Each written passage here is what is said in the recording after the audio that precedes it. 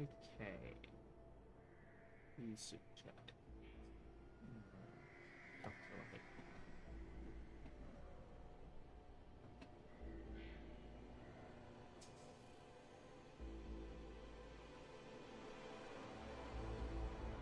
Facility offers a range of services. Check your information panel after docking for more details.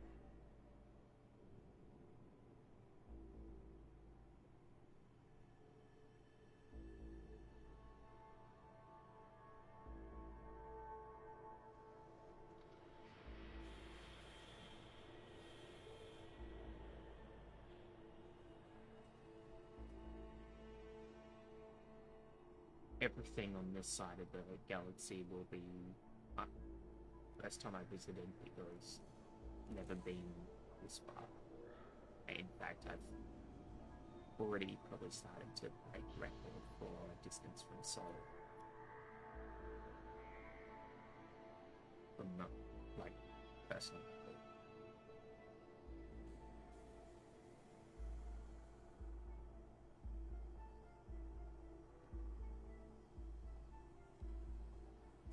Sagittarius A star is probably the furthest I've gone, unless Colonial is slightly further. We would like to welcome all commanders to this facility.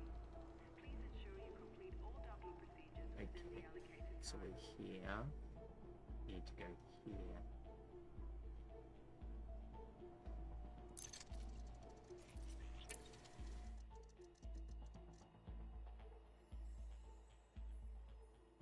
Welcome back, Commander.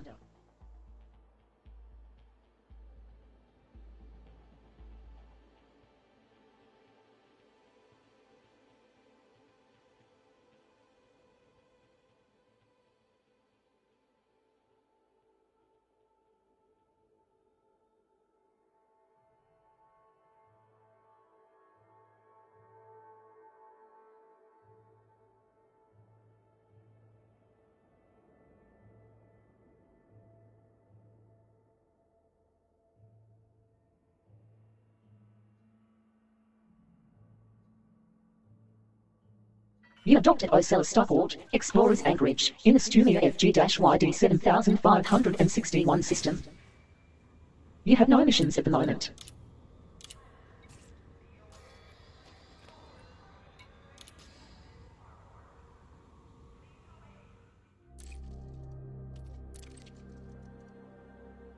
Expecting me to be 100% healed.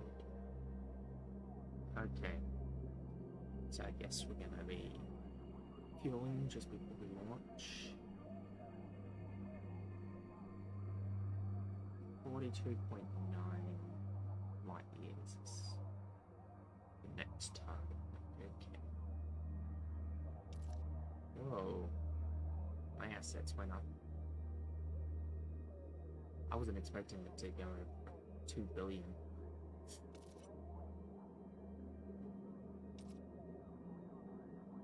Okay. Exploration. 500 efficiency bonuses was nice.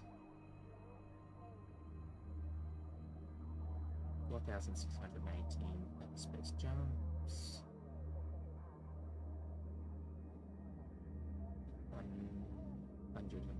153.2 kilolight year total jump distance.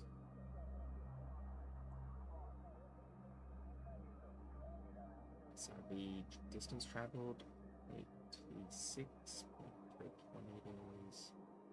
Max distance from the start is 25,868 meters, which has gone up, because I'm pretty sure last time before I got here it was like something like 25,800.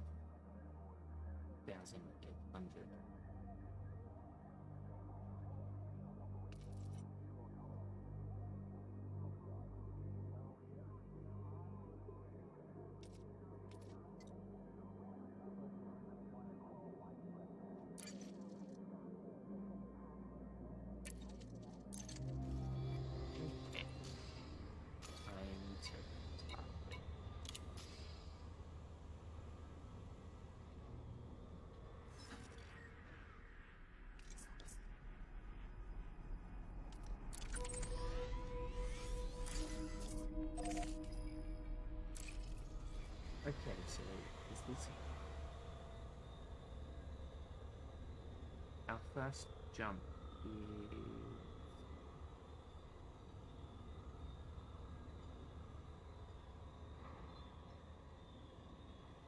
Apparently neither fuel or a neutron star. Okay, what's the galaxy map? Let's say it is...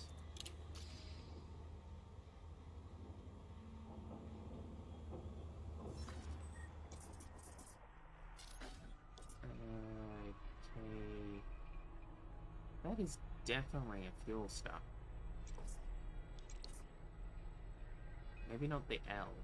L's a brown dwarfs. From civilian pilot Piri, I won't let it end like this. The K, M,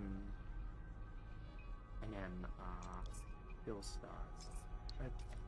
But we don't need a fuel.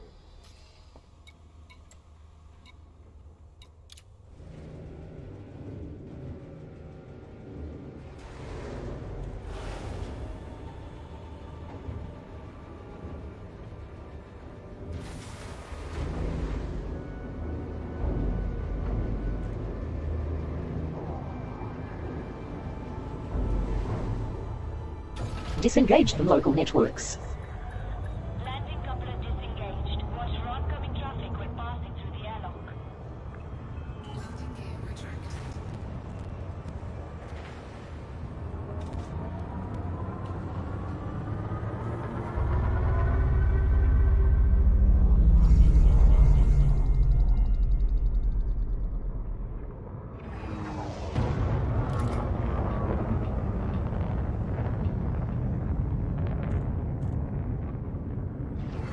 Let's see how many jumps this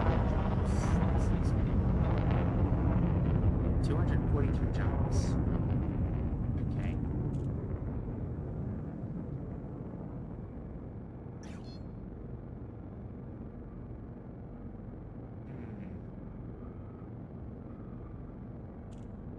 Do I want to actually jump to that final location? That is... Speed restrictions are now lifted. Flight control signing off. That is 2 days worth of jumping. Like 2 days where we should be in. How much distance we should cover in 2 days. Okay. That is 243 jumps. And 9.9 kilobyte meters.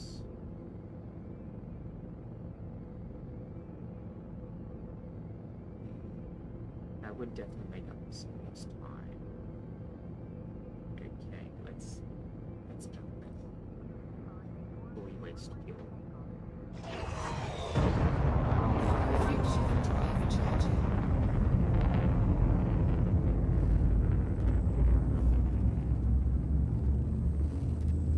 From civilian pilot Sid Twonk, how can I be of assistance?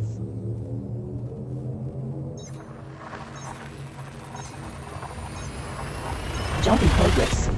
Oriole Celestial is traveling to Australia OS-UC2-7860 system. This is your first visit to this system. This system is not populated. Fuel reserves now at 76%. Fuels complete.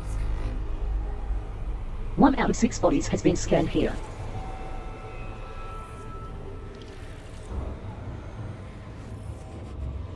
Fuel complete. Refueled.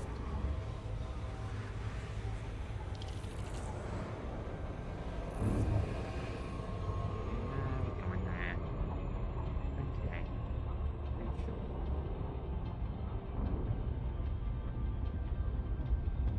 It hasn't plotted into any neutrons? What the fuck?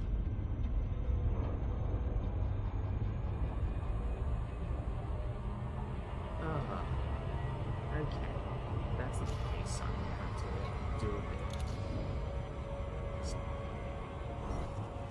Where's the closest DSA big carrier? And then go from there. Yes.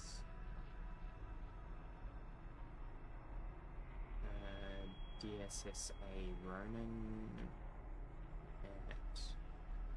at Rapoia WK-E space D12-13 Singapore.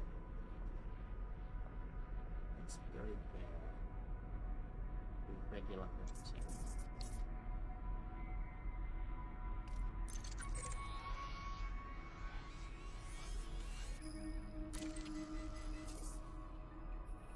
Oh, nice. It's right on the edge of a nebula.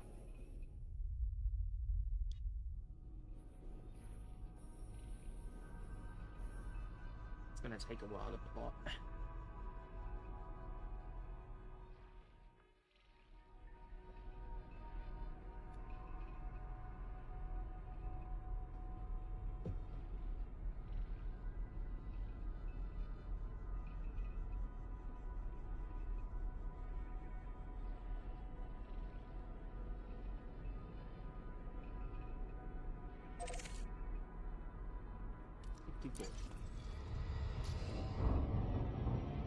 Frameshift drive charging.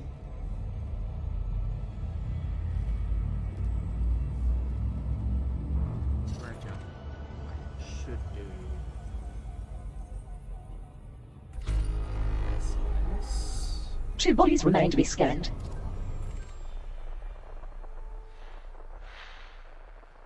Nothing interesting. Frameshift drive charging.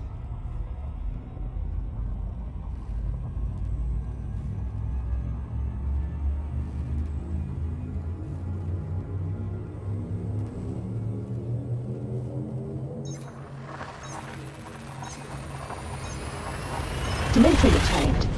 Oriole Celestial is travelling to the Stumia SY-SU3-6714 system. This is your first visit to this system.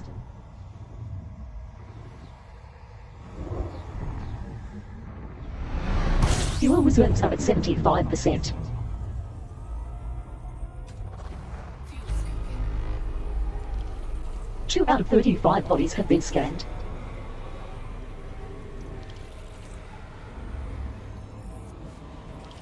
Fuel scooping complete. Oriole Celestial is now fully refueled.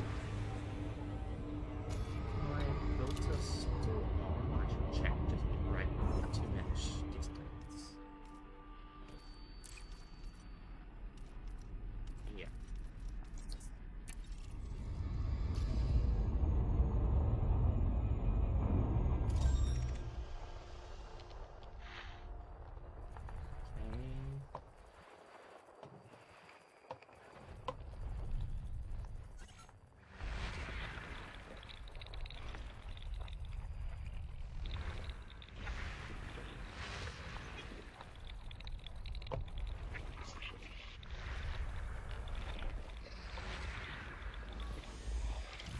More stimulants are bodies come up and it's perfect. Not virus. No. Doesn't matter if it's Frameshift drive charging. too much time to get down that way.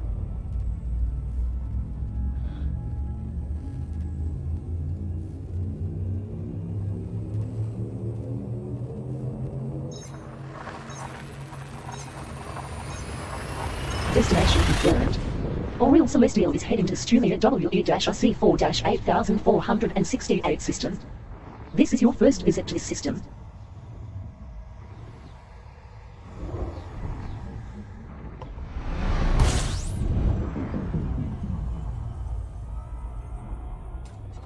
Fuel scooping.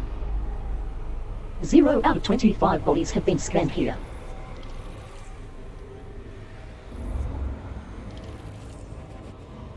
Fuel scooping complete. Oriole Celestial is now fully refueled.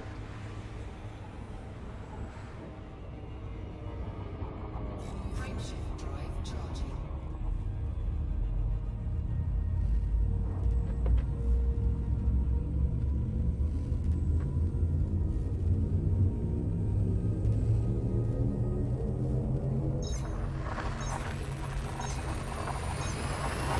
Destination confirmed. Oriole Celestial is heading to Stumia AL-PC5-7667 system. This is your first visit to this system.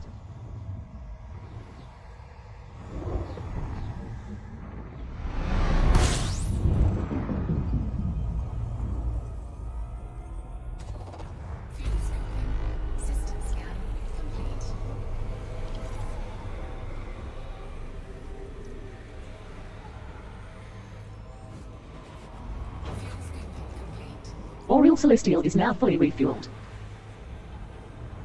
Frameshift drive charging.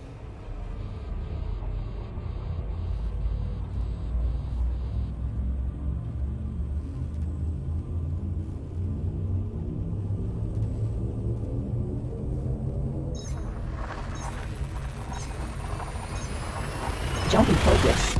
Oriel Celestial is in transit to the Stumia BW-NC6-2149 system. This is your first visit to this system.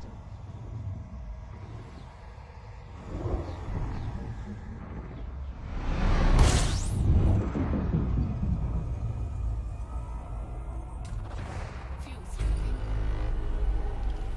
2 out of 19 bodies have been scanned here.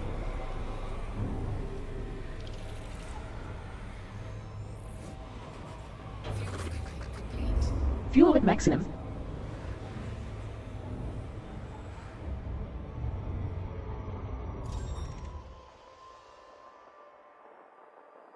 Find it. Where are you at? Waterworld. Okay, interesting.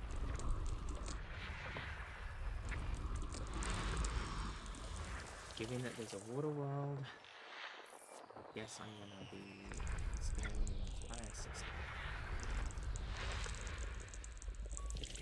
A moon.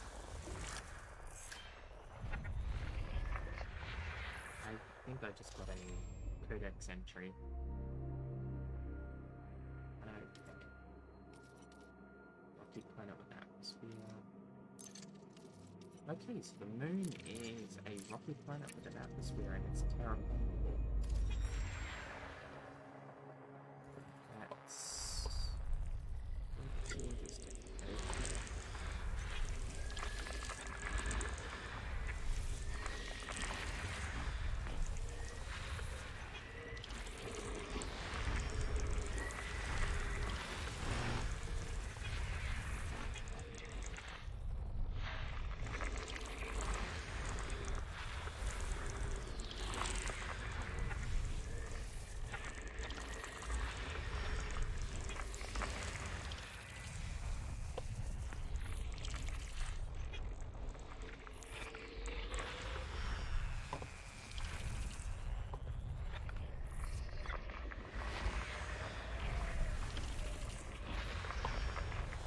And there's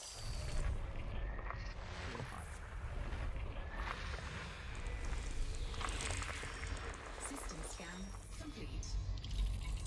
Bodies A1 and A1A are good mapping candidates. interesting that no one has been here given how close we are to Explorer's Anchorage and Sagittarius A.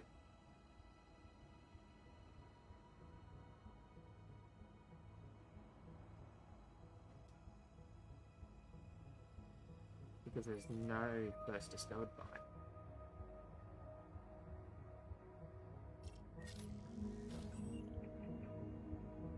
So both these, the water world and its moon, good map.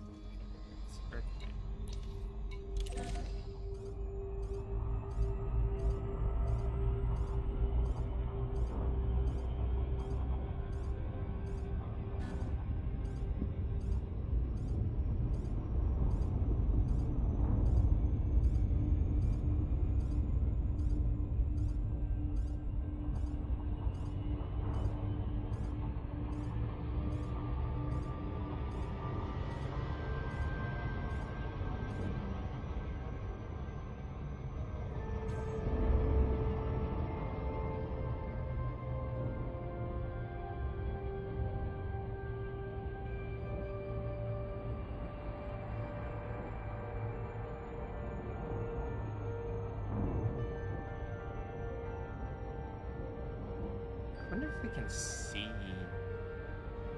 Sagittarius A star from this distance.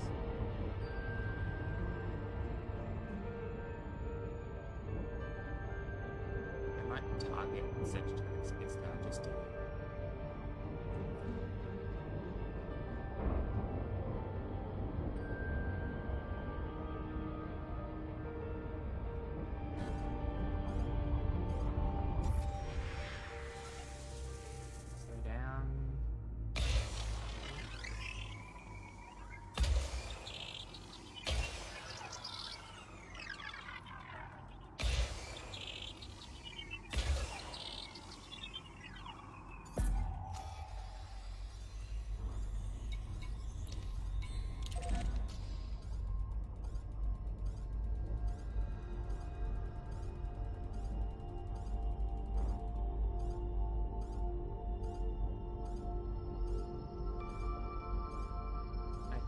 didn't. It's just a small sliver.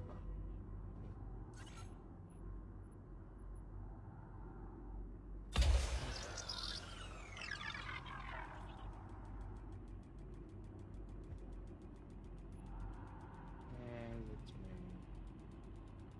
That it's moving.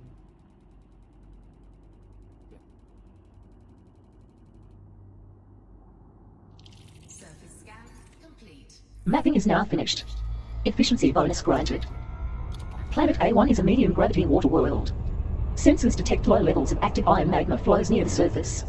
Most prevalent in the dense atmosphere is ammonia with an average surface temperature of 434 Kelvin. Body A1A is also a recommended candidate for mapping. Slow down.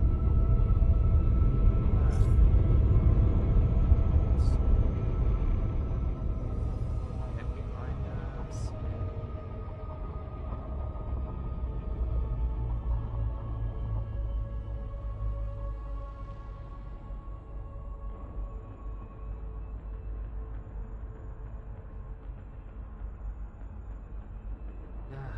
Where's it?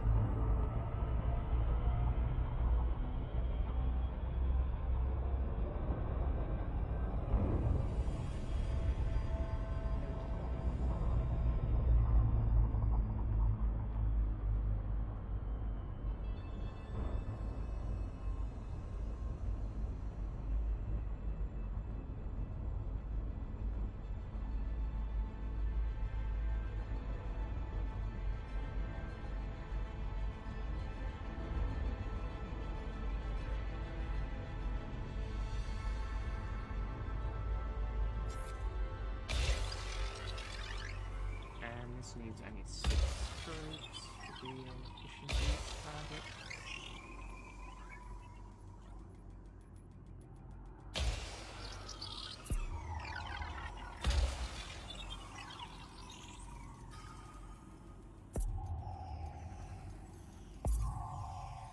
Surface scanned by 50%.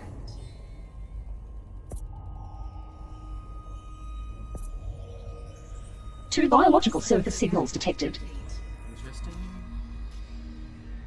Map is finished. Efficiency bonus granted.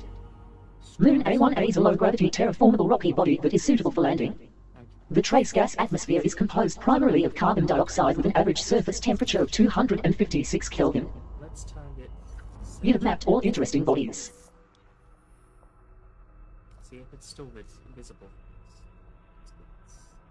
It's a star. I don't think it will be. It's a lot further than I was actually thinking.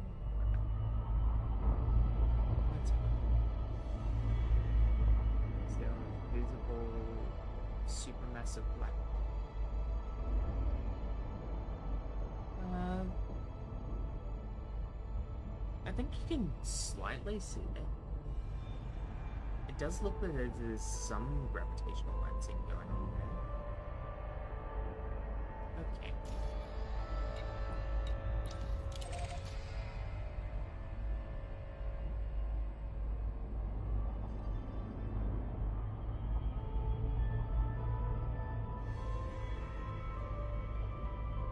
Let's find a place.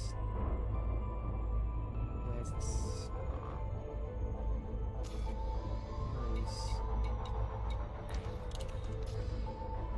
To behind. Okay.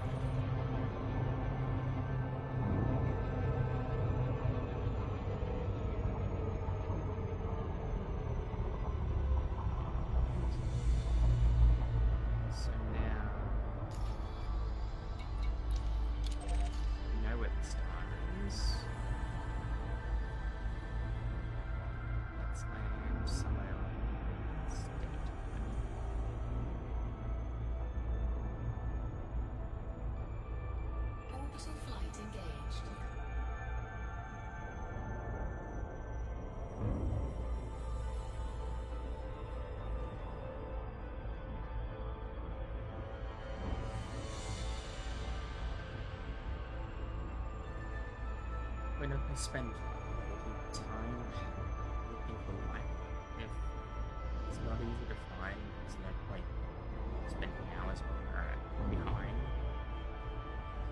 Because we have the time constraint, and we need to be back in the by this.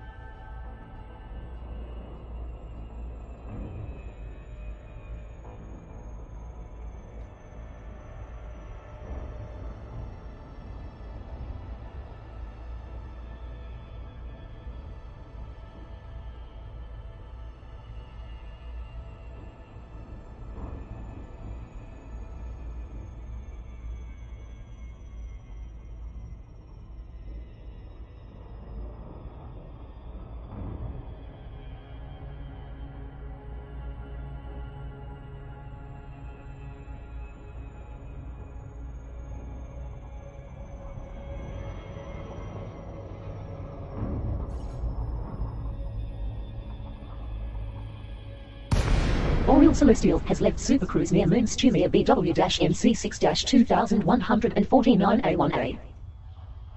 Glide mode engaged. Moon A1A is a low-gravity world at 0.43 G. Glide completed. I get the feeling.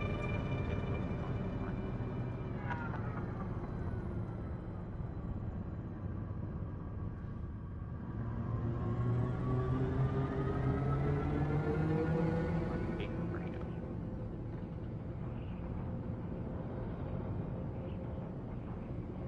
Or cold and rough. The big super volcano. Yeah, actually, super volcanoes are probably going to volcanoes to incorporate all their own thing. So it is a good power.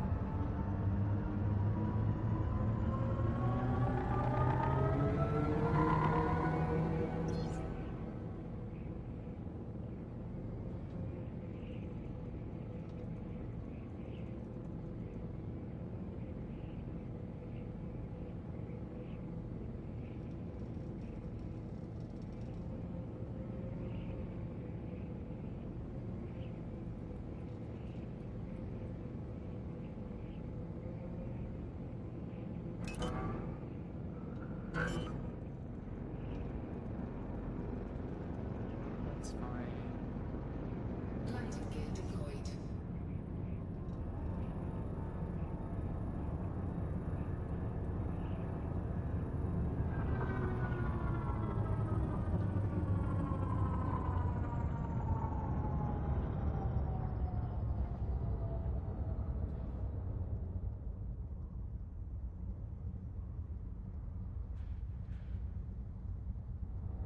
I think over here is probably better honestly.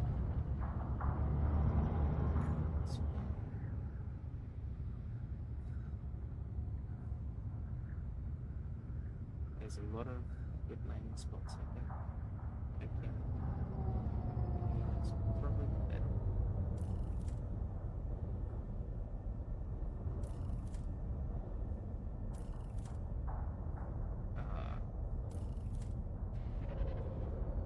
Really?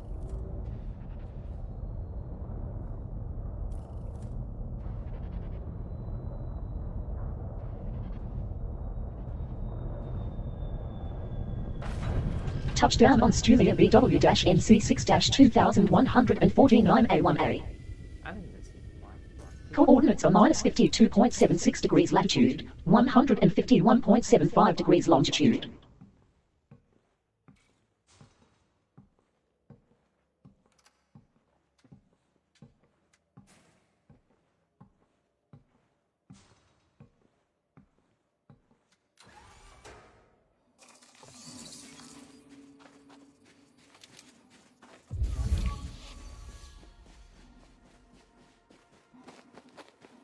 Is that life or is it just a rock? And I got first foot.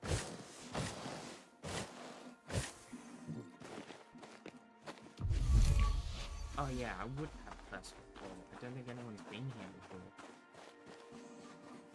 Can't remember seeing the first. If I saw the first discovery of the system map. Is that lie? Or is it a waste of time?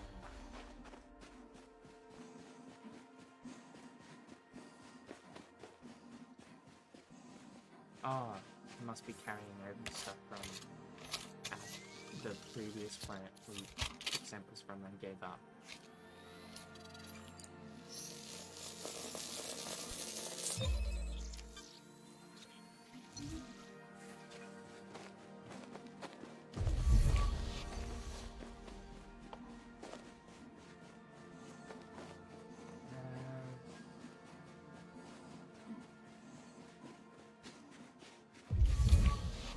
Just have to remember to scan with the composition scanner before leaving.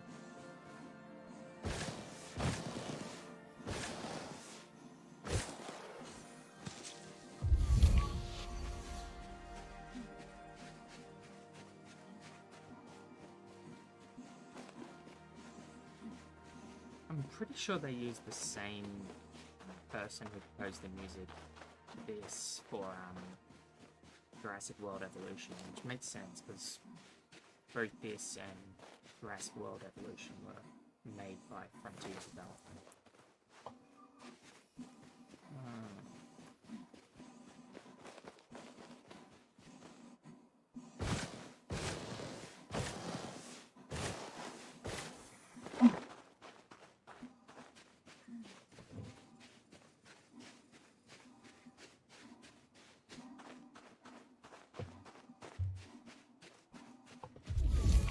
Are you genetically different enough? Okay. How far are we from the Jurassic? Yeah, that's will be. I think it. Yeah, they're 500.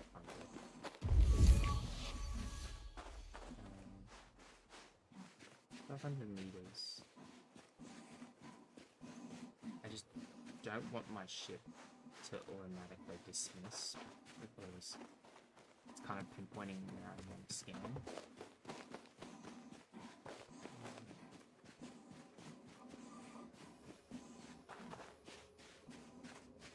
Okay, this far.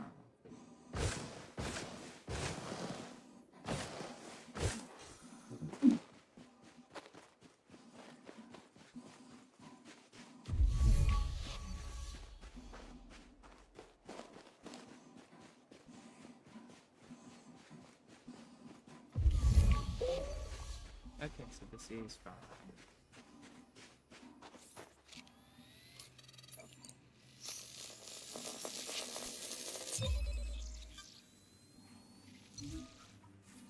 I just realized I should have how much of whoops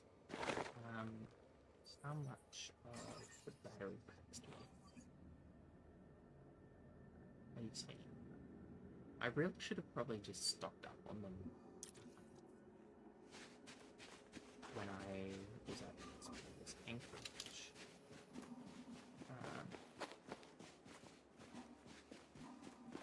Because I don't think there is any other place now until we start coming back to stock up on any of these things.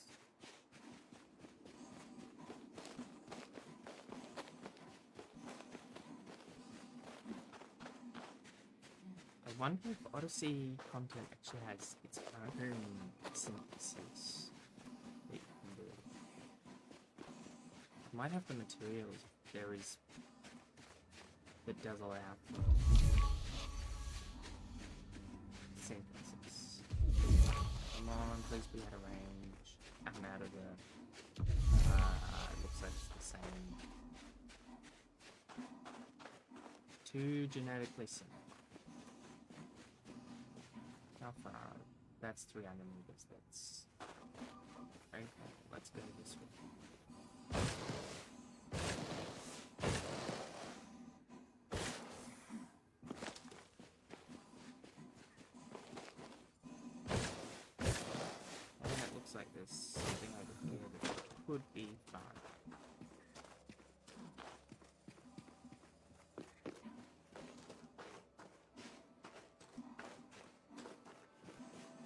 I have no idea which way this planet is rotating. Oh, it's not in the planet, it's in... I have no idea.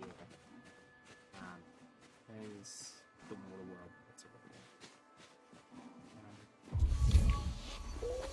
there. Okay, so we have found 3 samples.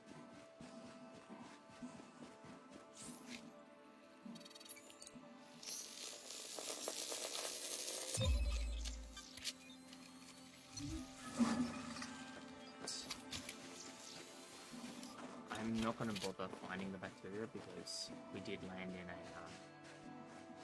very bad environment for finding bacteria. They tend to prefer the flatter terrain.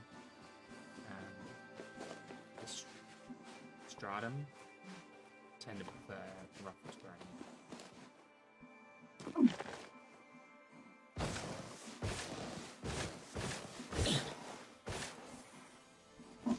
We didn't need a corner from the ship, so that's pretty decent.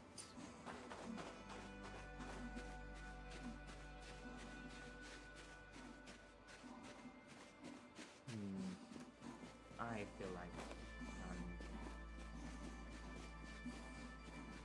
I think this is a perfect planet for good old pre-ship cam photo.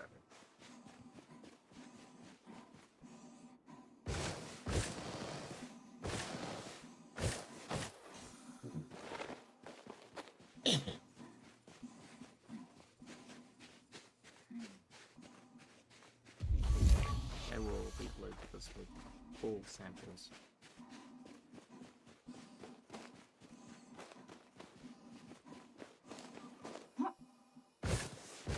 I'm not sure if you go far enough away, whether if because it's so far away, it's genetically diverse enough to be considered separate species. Whether it will start showing green again and you can take another 3 samples.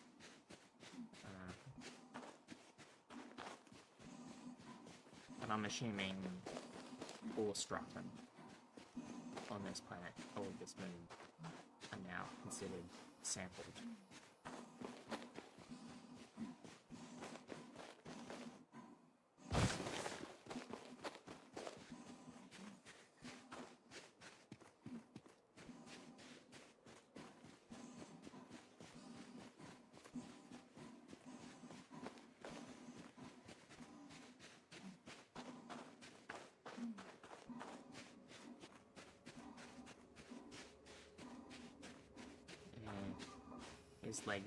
His landing leg isn't even touching the ground. Okay. Let's have a look. Okay. See. Just making sure. It's not a whole lot of paint being chipped off.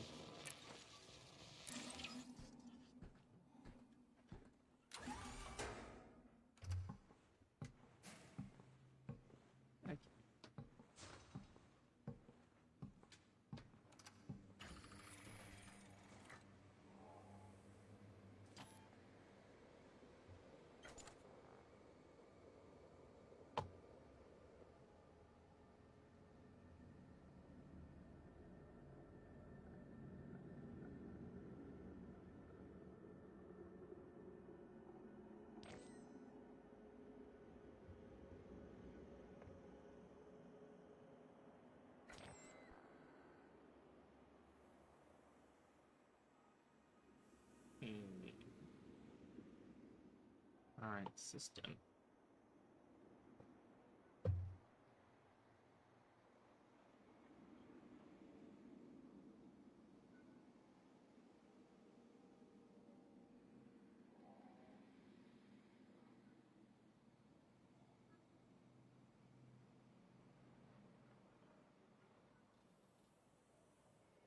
Oh, Desiat is where thingy is at, Felicity Farsia.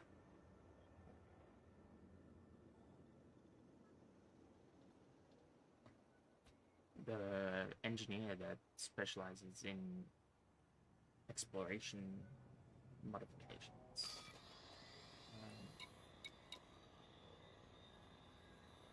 Oh shit, I was gonna rename the photo so I know which system it was taken in. And we'll create a folder. Day 8. Day 8.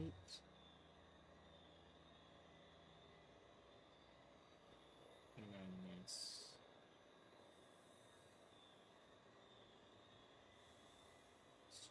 You may BW and C6 2149 A 1A. Sunrise.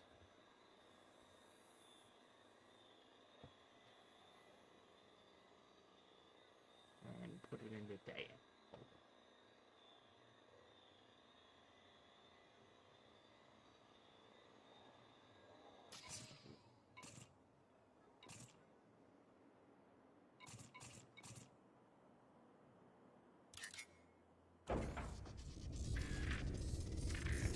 Lift off. Shields. Was I gonna be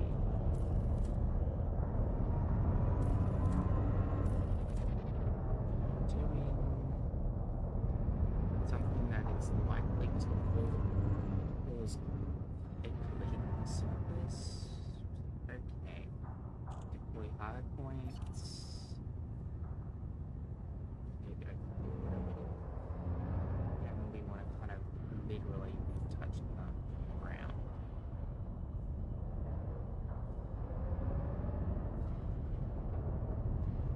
Landing gear retracted. So we don't accidentally land.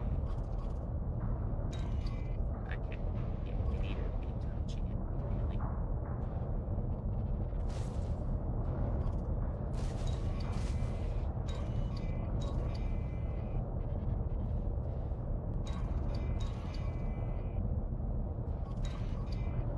Would have been easier if I just got the SRP up.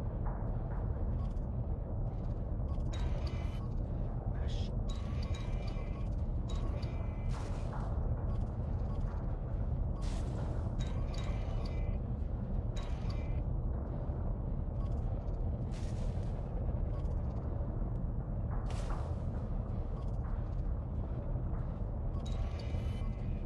Shit.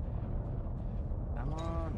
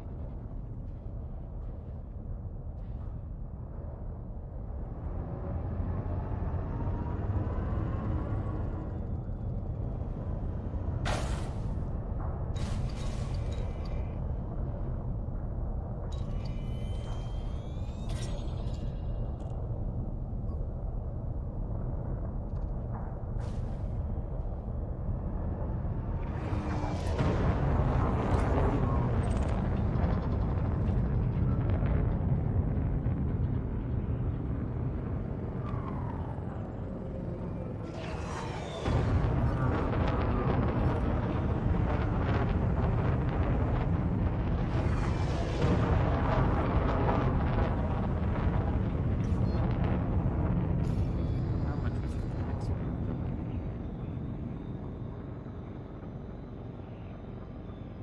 52,000 pounds. It's not a whole lot, but it's still money. Frameshift drive charging.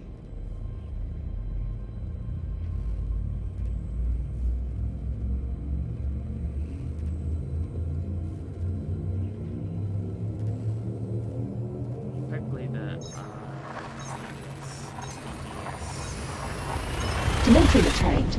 Oriole Celestial is traveling to the Stumia FC-MC7-4460 system. This is your first visit to this system. Hopefully the DSSA carrier has a redemption officer. Fuel tanks at 73% capacity. Fuels complete. 14 bodies remain to be scanned here.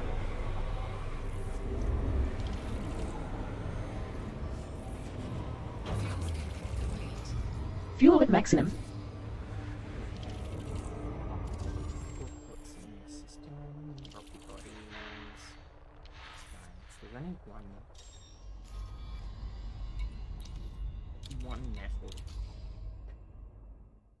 No Earth worlds, no enemy worlds, nothing huge.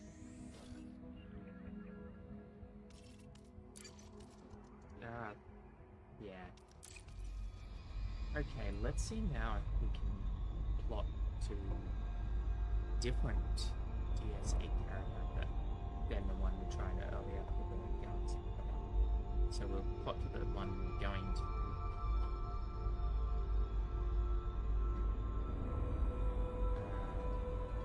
Currently.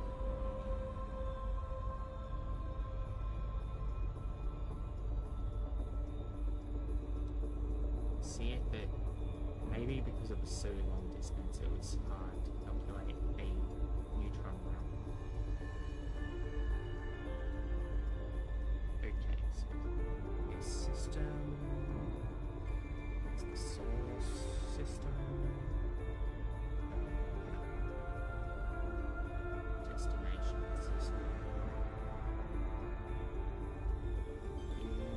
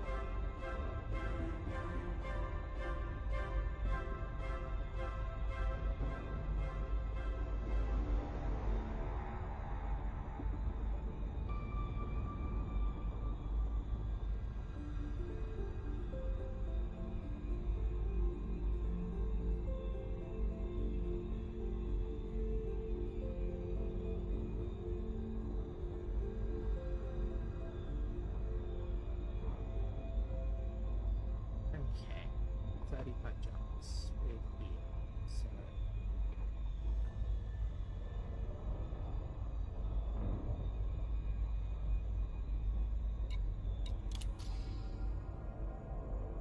doesn't cut jumping down very much.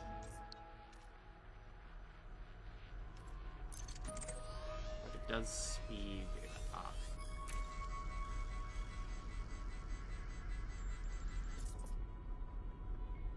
Wait.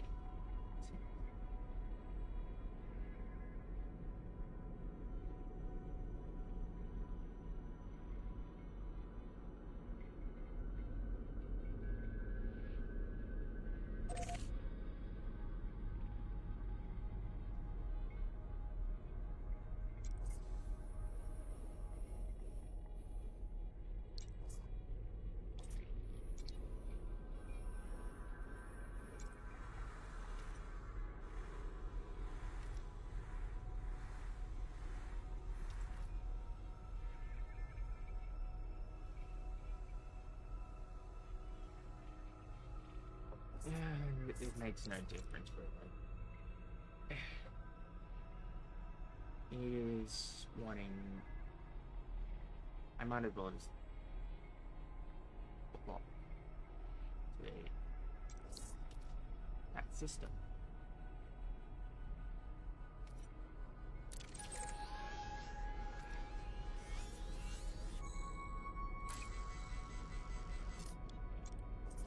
How far are we? Okay. Yeah.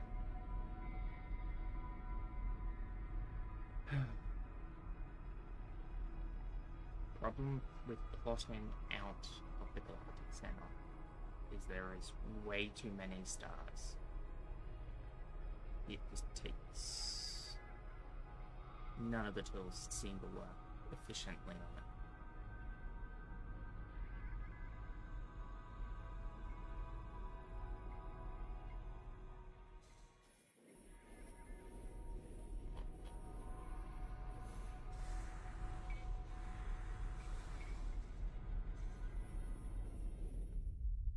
It's not until we start getting out here again, or out to this kind of, like how we came in here, that's when plotting became a lot harder.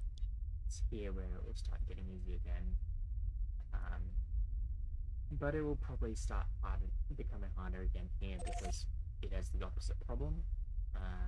Here there's too many options. Here there is very few options. Frameshift drive charging.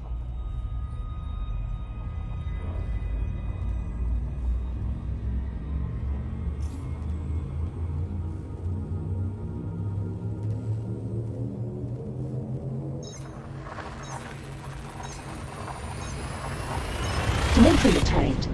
Oriole Celestial is traveling to the Stumia JI-KC8-3390 system. This is your first visit to this system.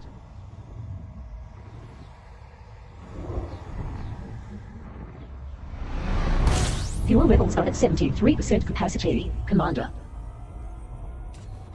Fuel scoping. System scan complete.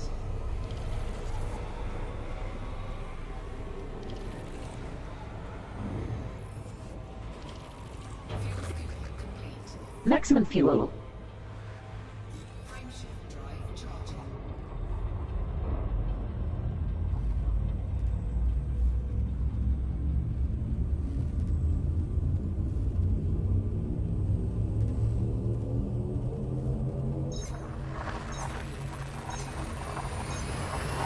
Jump in progress.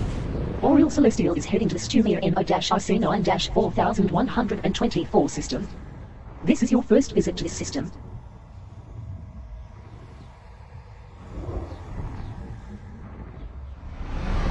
Fuel levels at 73%, Commander. Fuel scoping.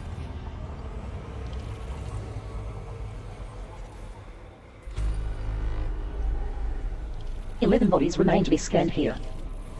Fuel scoping complete.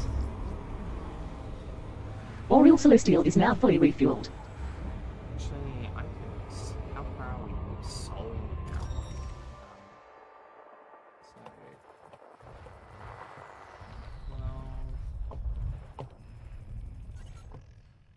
Well, yeah, they're all stars. Which is probably that's what bodies. That is I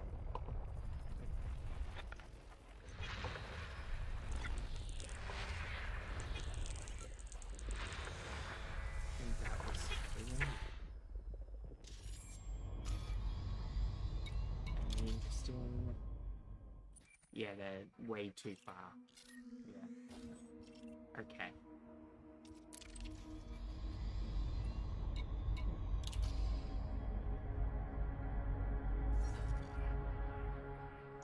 Let's see how far Sol is.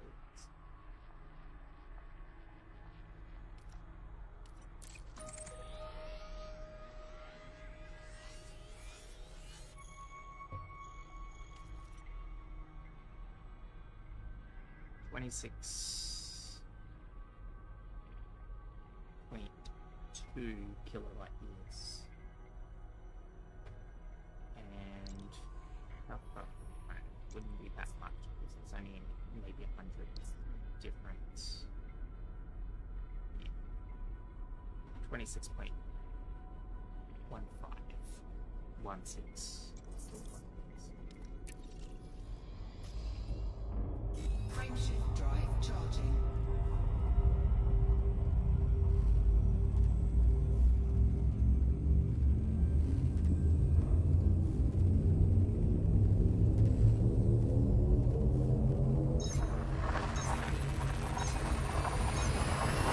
Jump in progress. Oriel Celestial is heading to the Stumia OZ-GC10-6818 system. This is your first visit to this system.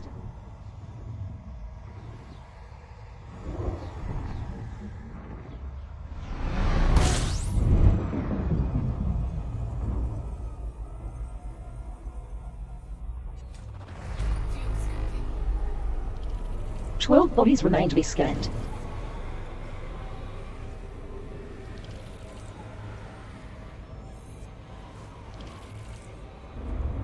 Fuel scooping complete. Maximum fuel.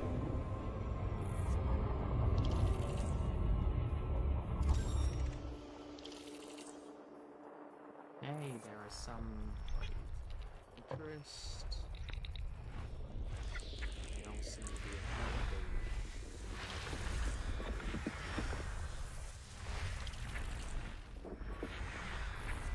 What is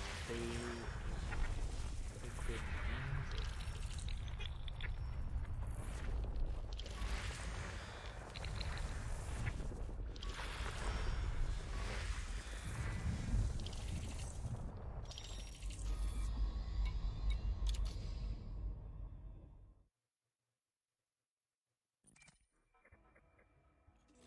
How far is B? Only, okay, that's interesting. Nearby? No. No.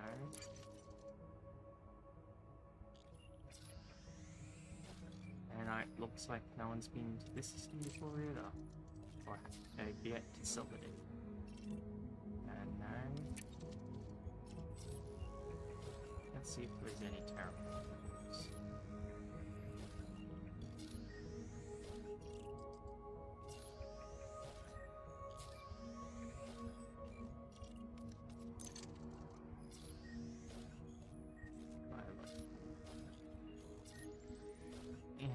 Unless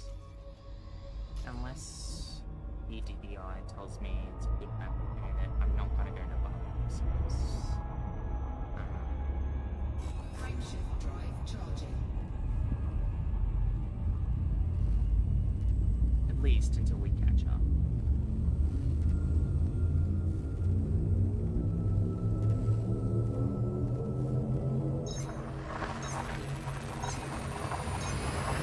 Jump in progress.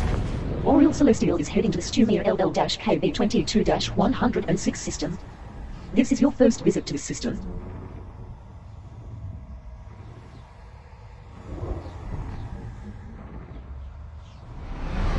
Fuel tanks at 76% capacity.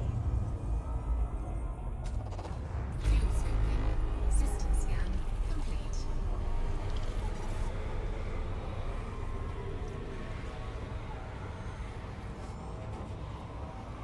Fuel scooping complete. Maximum fuel.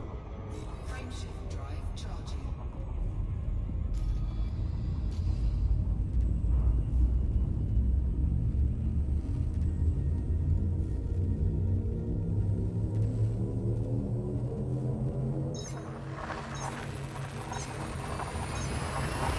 Telemetry obtained. Oriel Celestial is traveling to the Stumia WL-DC12-1050 system. This is your first visit to this system.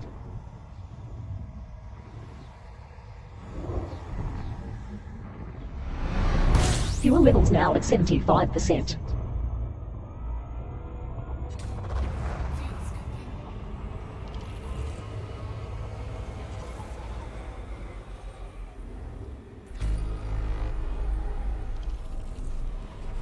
Three out of 33 bodies have been scanned. Refueled. And metal.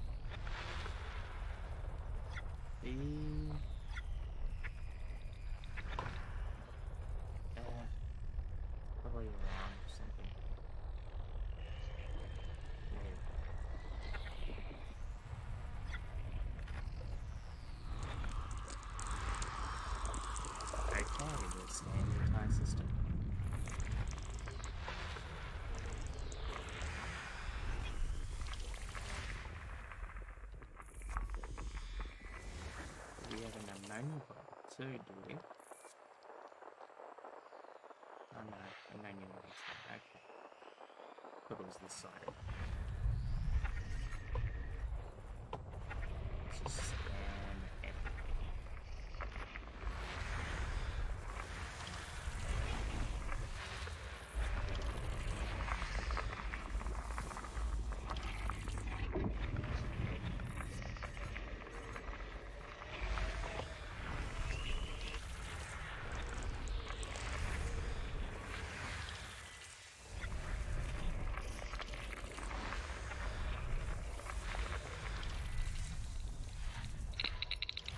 Wipe out these signals.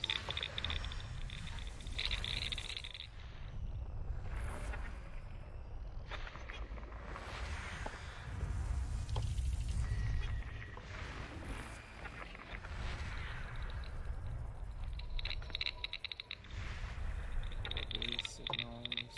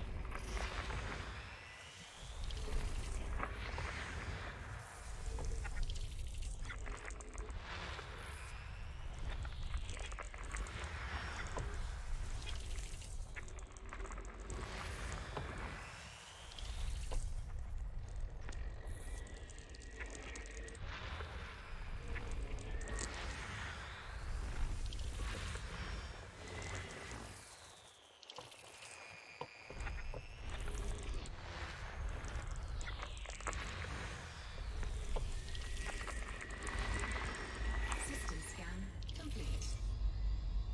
Body A1 is a good candidate to map.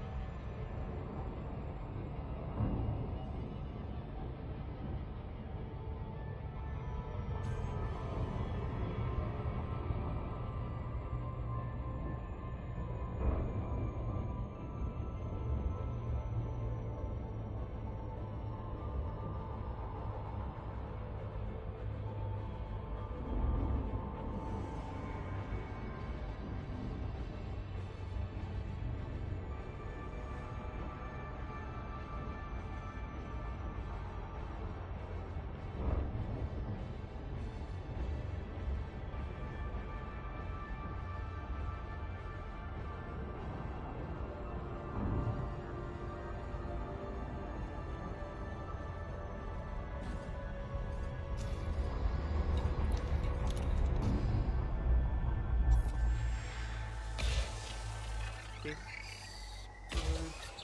into target. That should be easy. 5.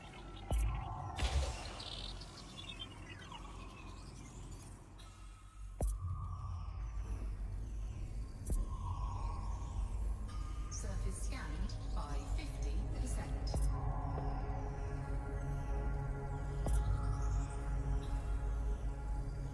Surface scan complete. Mapping is complete. Efficiency bonus granted. Planet A1 is a medium gravity Earth-like world. The atmosphere is similar to Earth's, with an average surface temperature of 276 Kelvin. You have mapped all worthwhile bodies. Wait, is the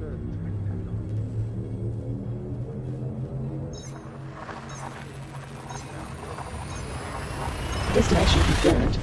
Oriel Celestial is en route to the Stumia AS-BC 13-5506 system. This is your first visit to this system.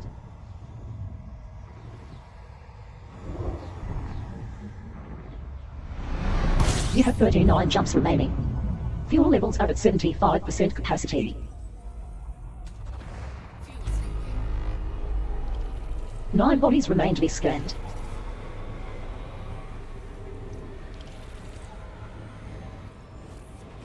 Fuel sinking complete. Fuel at maximum.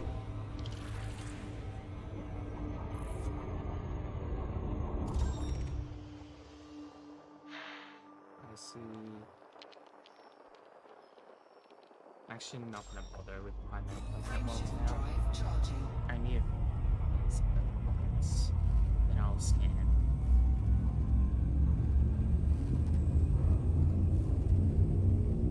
Earthlights, water worlds, or bank worlds.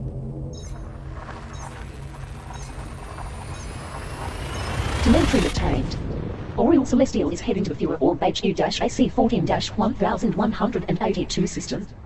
This is your first visit to this system.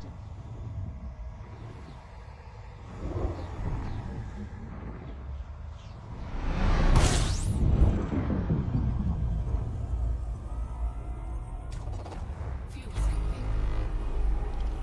8 bodies remain to be scanned in this system.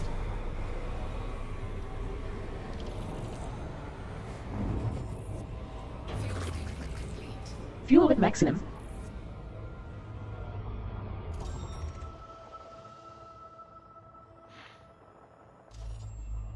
Frameshift drive charging.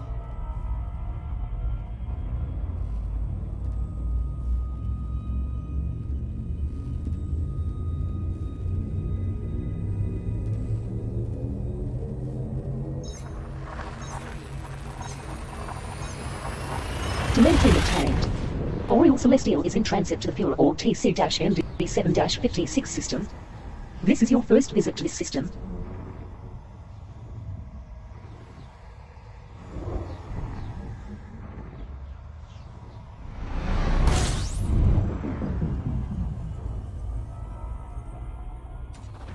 Fuel sinking. 1 out of 16 bodies has been scanned in this system.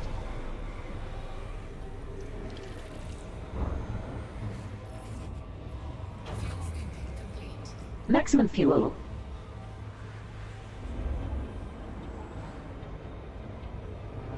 That I have a feeling that's Aton's water world.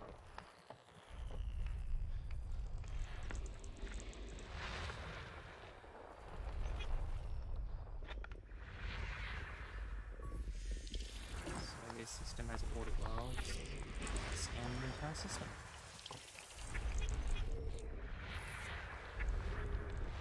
Come on, do a load.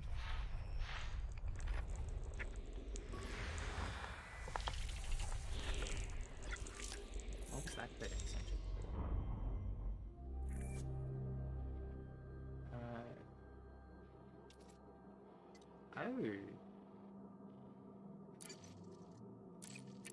Interesting. I think we got an ammonia well.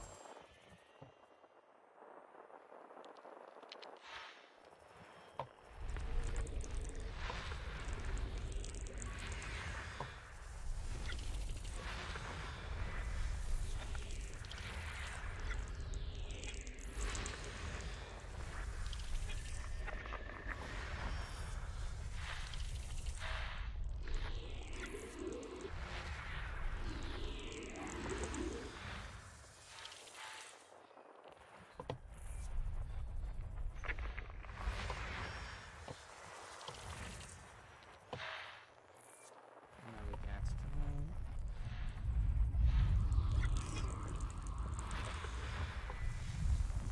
Wait. The other water well. Why was that showing up as gas giant? I'm dumb. That was. Oh, because it was a little to the. Okay. Just a little off. Central.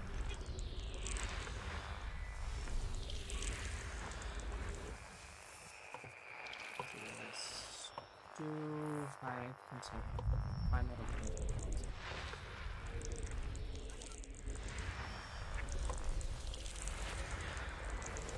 One. System scan complete. Bodies 1, 2, and 6 are good candidates to map. I know. 1, 2, and 6.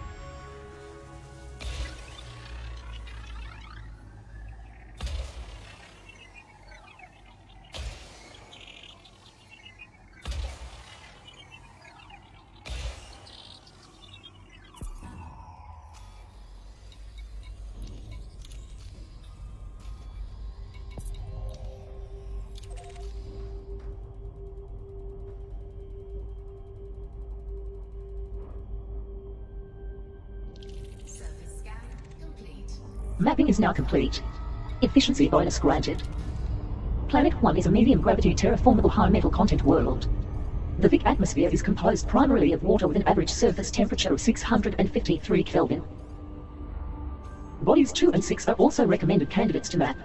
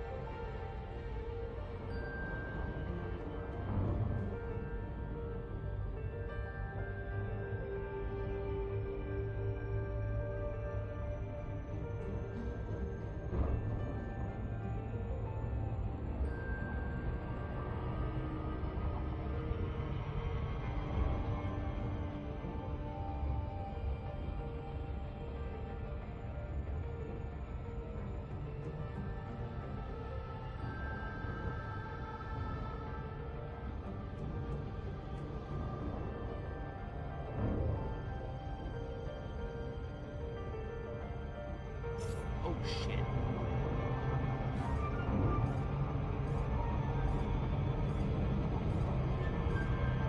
That was not a good time to search it.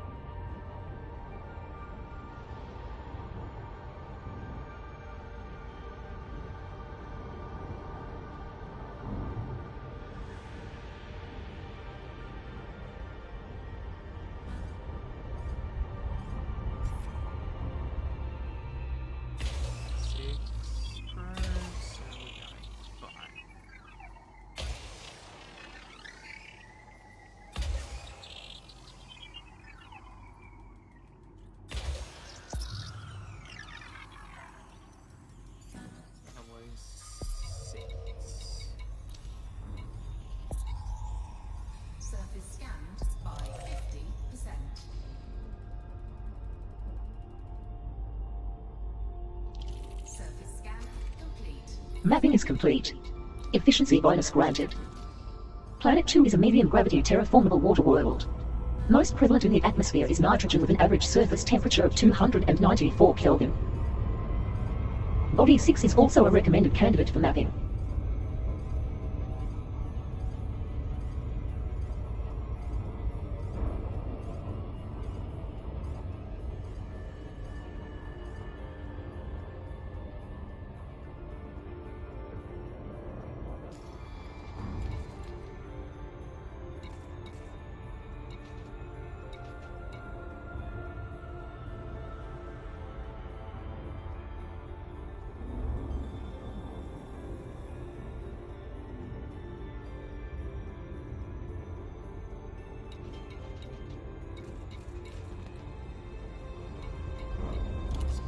Problem 0.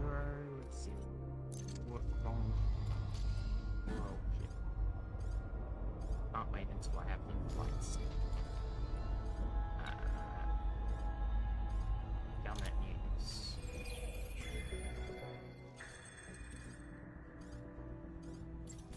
Can't play.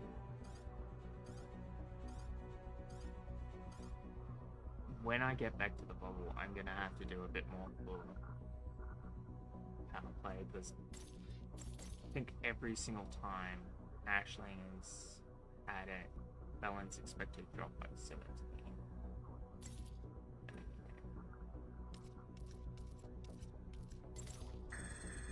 Add to playlist. Playlist.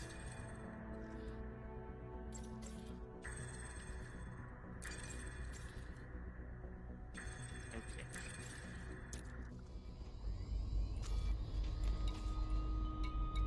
What I remove.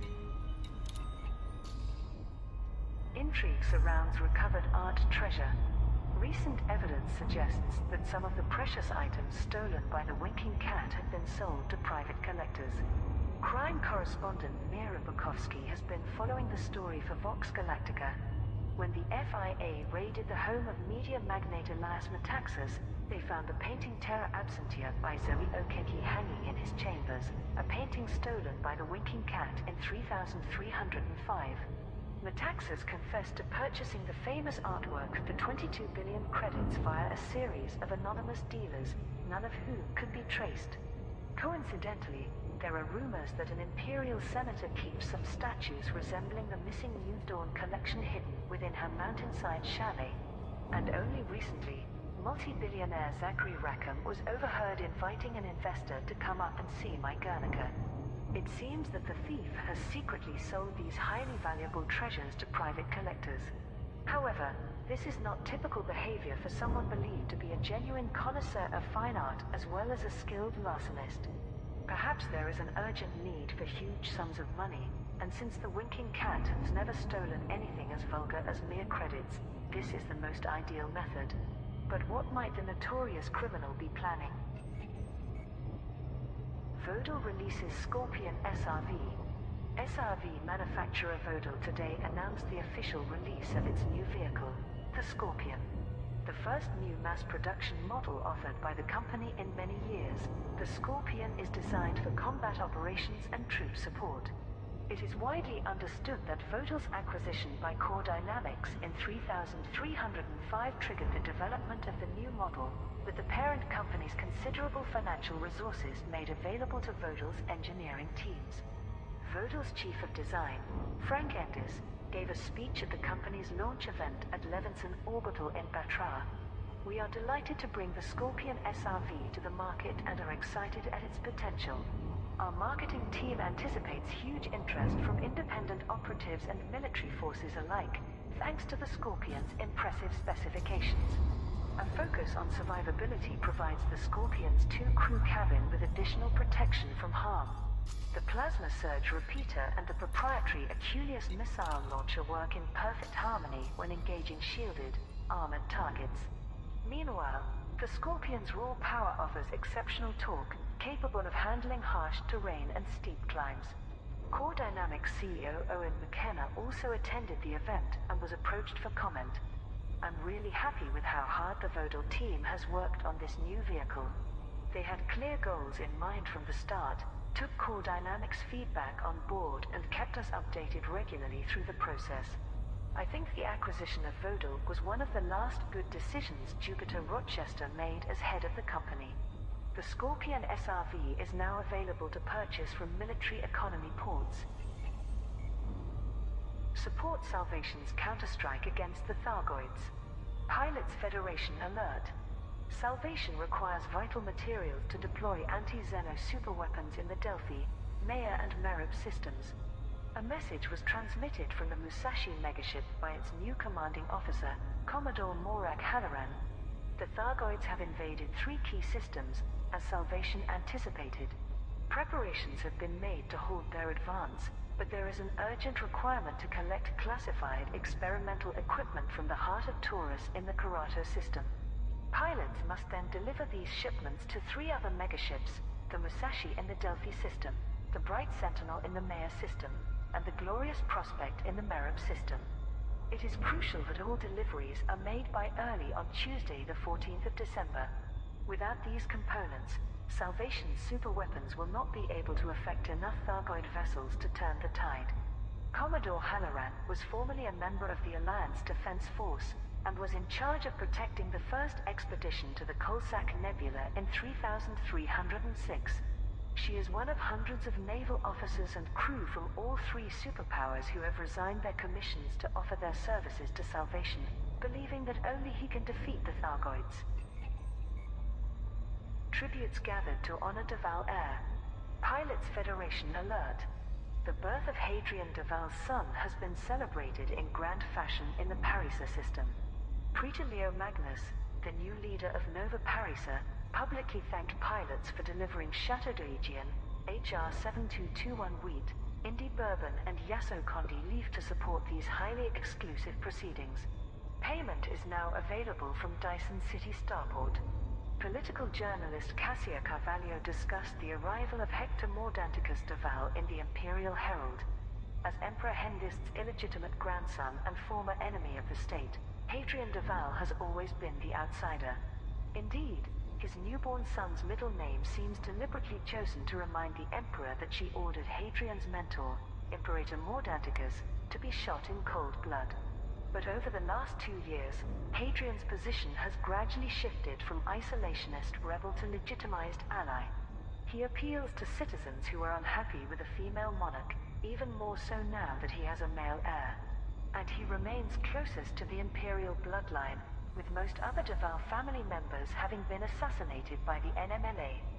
Therefore, unless Arisa Lavigny Duval or Aisling Duval produce children, it's entirely possible that Hadrian's child might inherit the throne. Despite only being a few days old, Hector Duval's impact upon the Empire could be measured in centuries.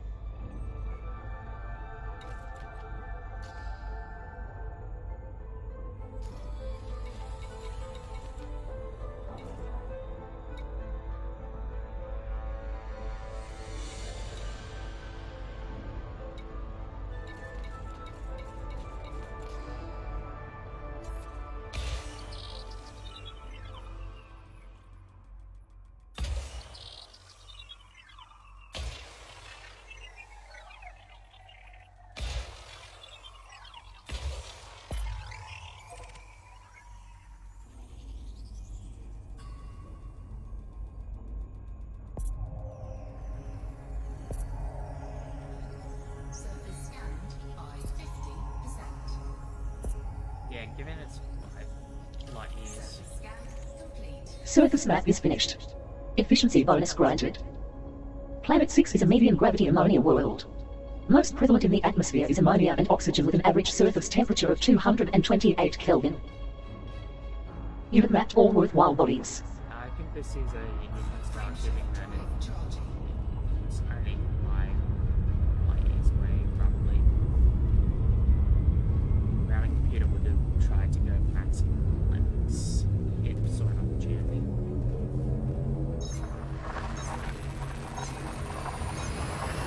Destination confirmed. Oriel Celestial is in transit to the Fuhrer Orb LK-YC 14-4368 system. This is your first visit to this system.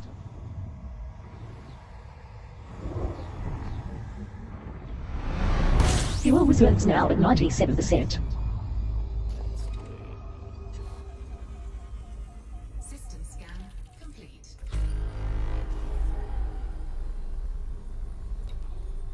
Okay, maybe the next one is earning this time. Maybe it was trying to get like Fuel at maximum.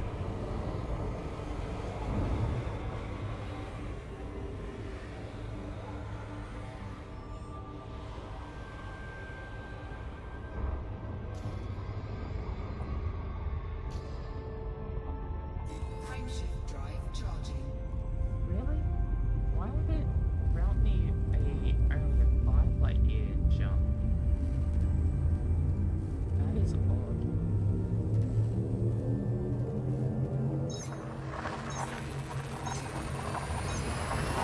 Telemetry obtained. Oriole Celestial is en route to the fuel orb PQ-WC15-2295 system. This is your first visit to this system.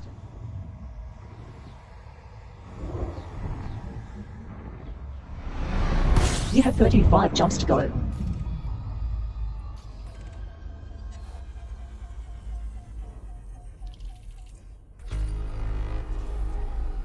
"17 bodies remain to be scanned.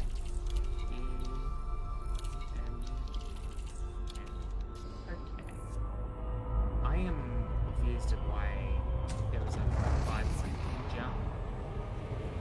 It's very odd, given that I got fastest route. Fuel at maximum.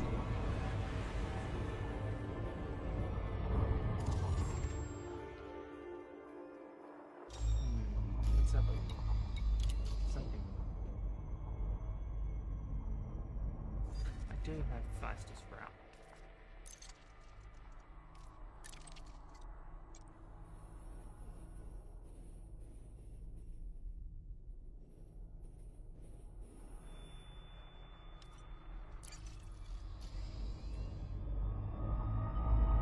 Frameshift Actually, I drive should charging.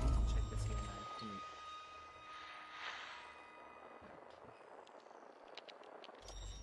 Frameshift drive charging.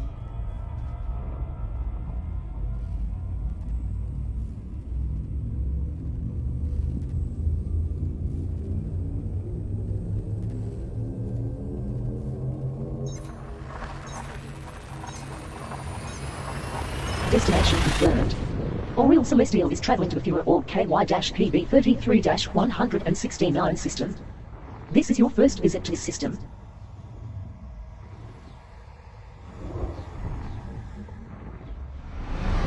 You have 34 jumps remaining.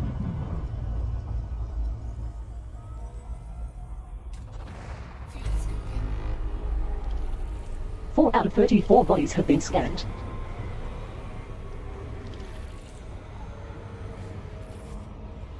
Fuel scooping complete.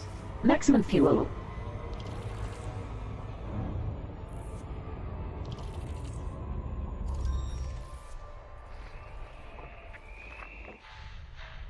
That's giants.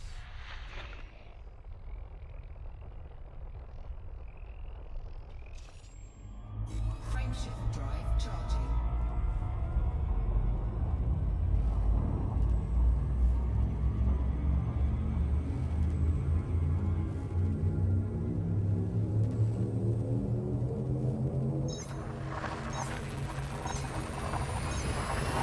Destination confirmed.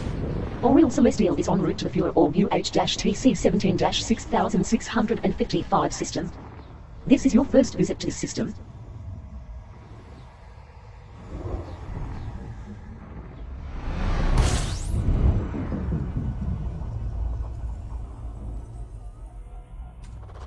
Fuel scooping.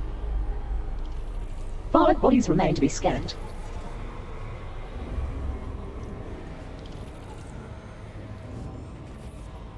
Fuel scooping complete. Refueled.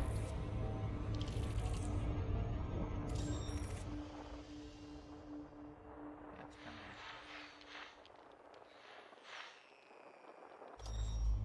Frameshift drive charging.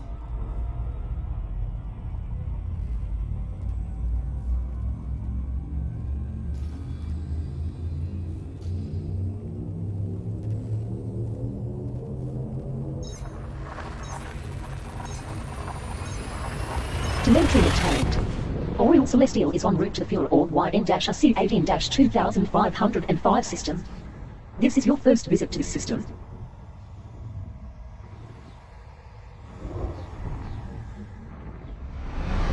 Fuel tanks are now at 73% capacity. Fuel scooping. System scan complete.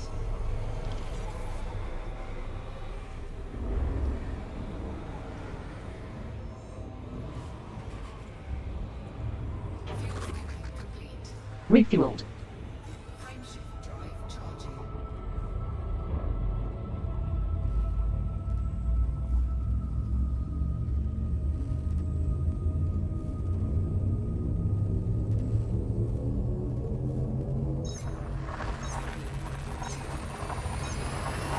Jump in progress.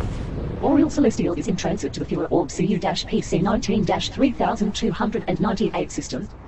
This is your first visit to this system.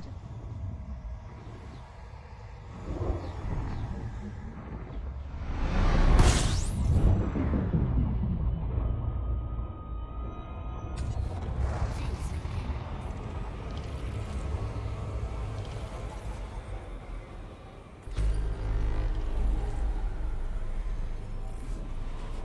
10 bodies remain to be scanned. Fuel at maximum.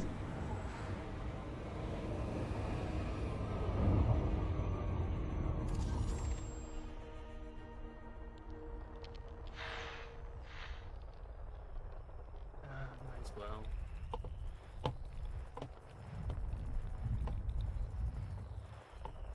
Unless they're part of the immune system of the gas giants.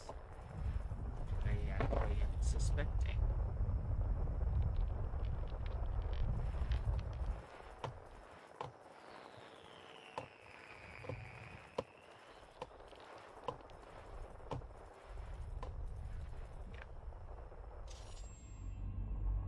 Prime shift drive charging.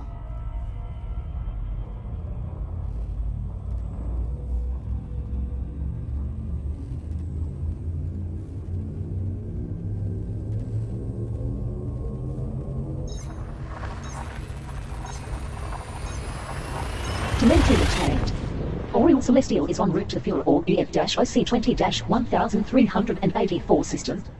This is your first visit to this system.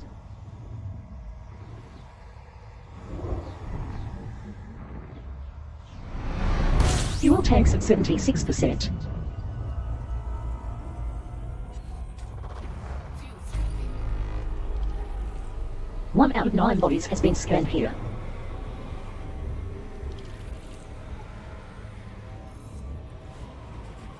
Fuel scooping complete. Fuel at maximum.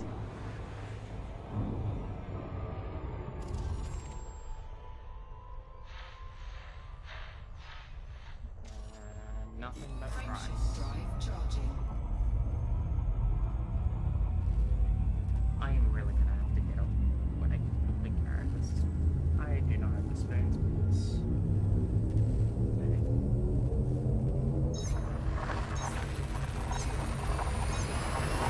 Jump in progress. Oriole Celestial is heading to the Fuel Orb HL-MC21-1397 system. This is your first visit to this system.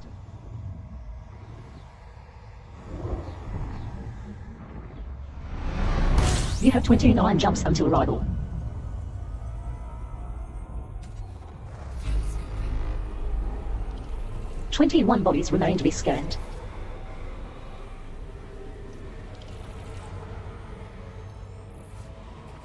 Fuel scooping complete. Maximum fuel.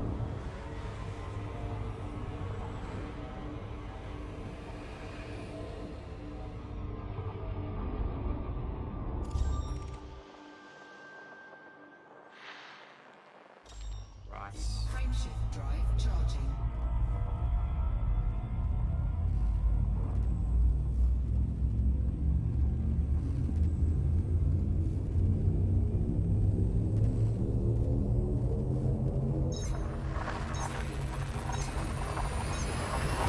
Destination confirmed.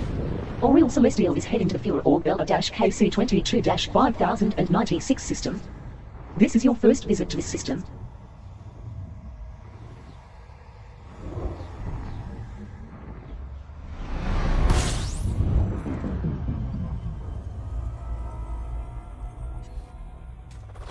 Fuel scooping. 33 bodies remain to be scanned here.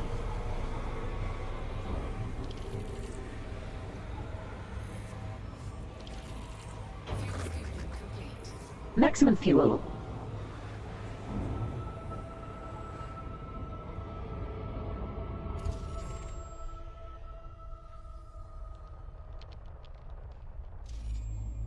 Frameshift drive charging.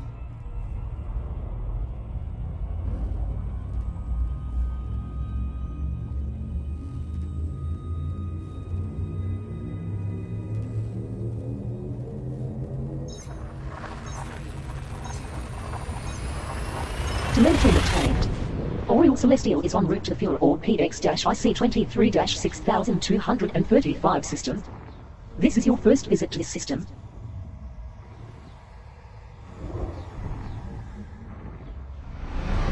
Fuel reserves are now at 75% capacity, Commander. Fuel scooping.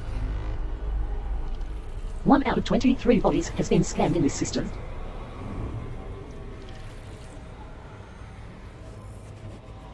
Fuel scooping complete. Fuel at maximum.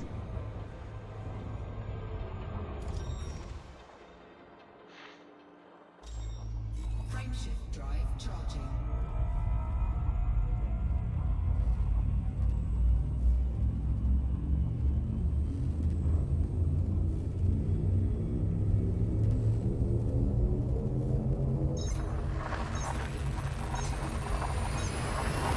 Telemetry obtained.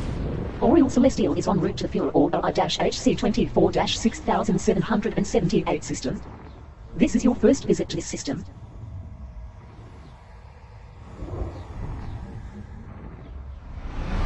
"26 jumps to go. Fuel scooping. 3 out of 25 bodies have been scanned here.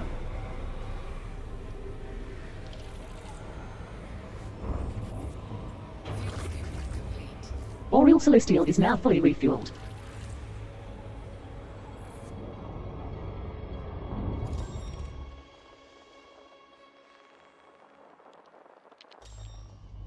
Frameshift drive charging.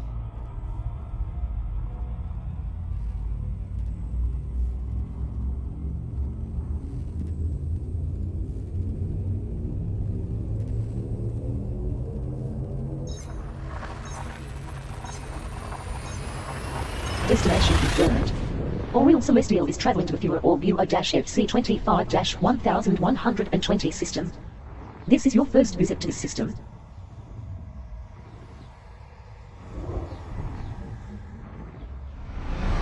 Fuel tanks now at 75% capacity. Fuel scooping. System scan complete. I'm actually probably gonna make Fuel scooping complete. Maximum fuel.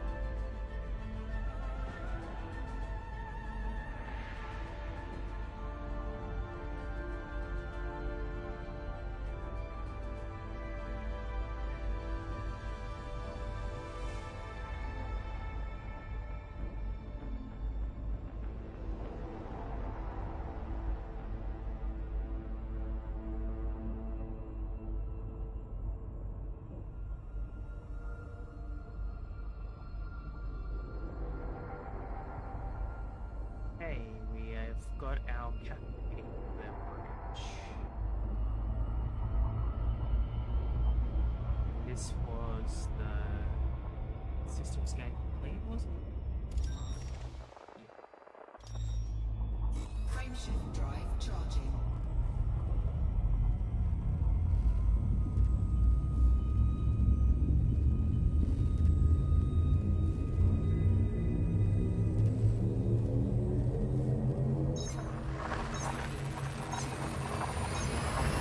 Destination confirmed.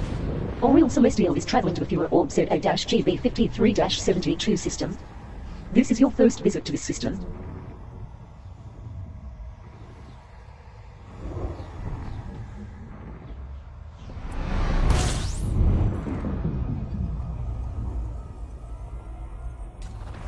Fuel tanking. One body remains to be scanned. There are 3 stars? 4 stars. Refueled.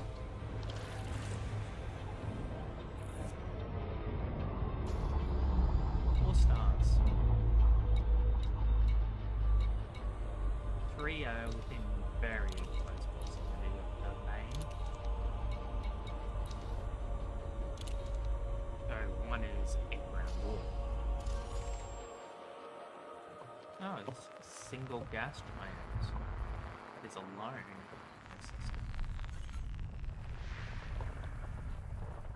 It'll be in C. Where's the gas giant? Wait, System scan. was B complete. the one we saw when we first... Body ABC1 is a recommended candidate for mapping.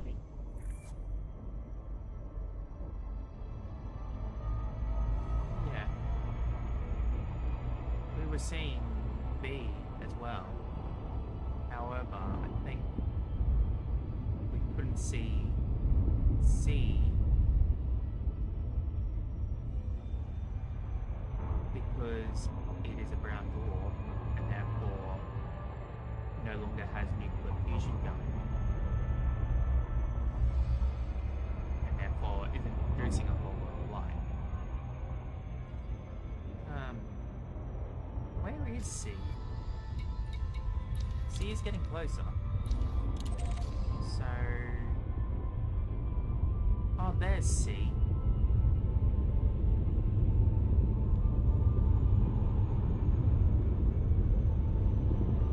I see C.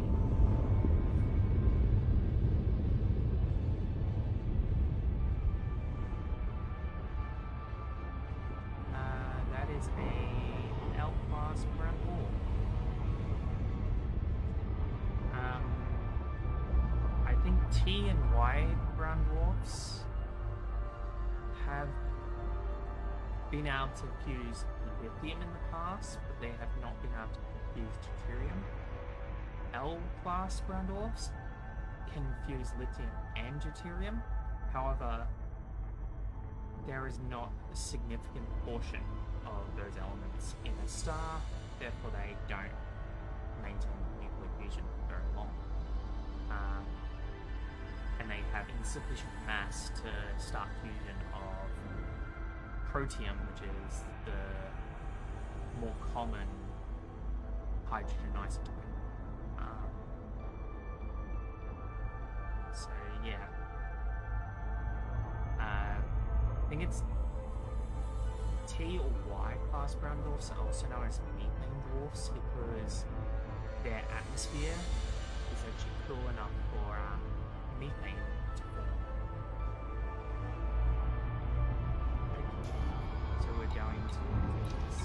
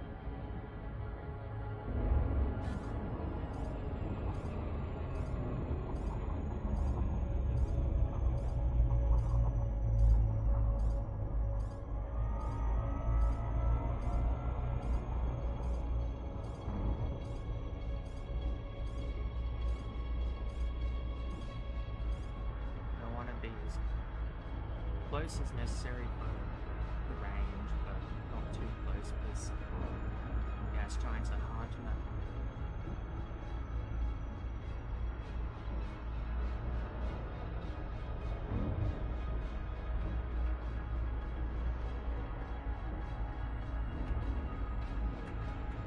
Seriously?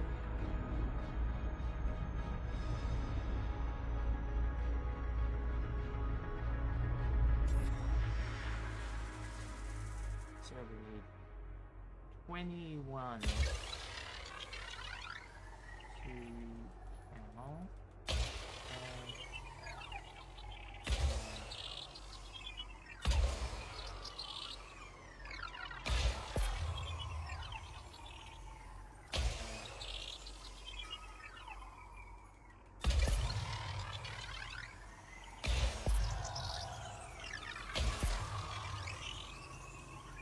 So that's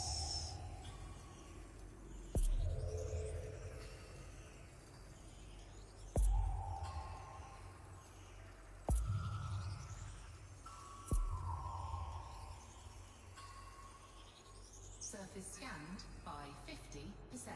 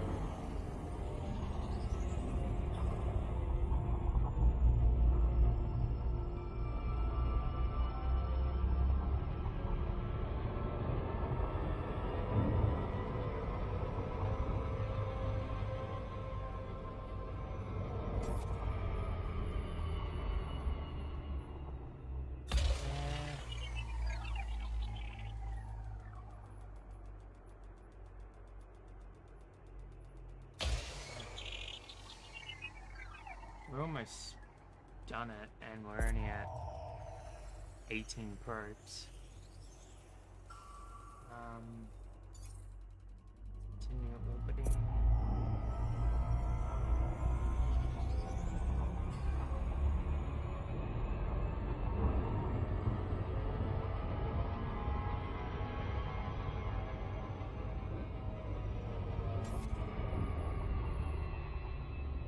So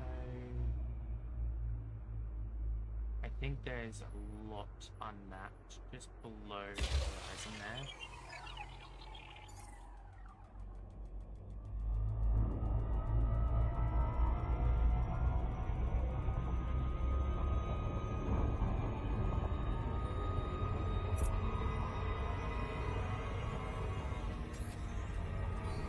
And I think we could get away with just mapping this part, and we'll be one probe from the maximum we should be using to get the efficiency bonus.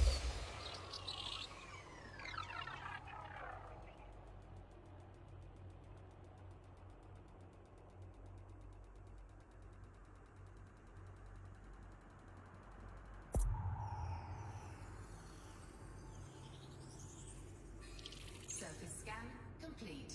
Map is finished. Efficiency bonus granted. Planet ABC-1 is an extremely high-gravity Class 2 gas giant. Gas giants like this one have surface temperatures of between 154 and 250 Kelvin, and a dense cloud layer of water vapors. You have mapped all interesting bodies. Frameshift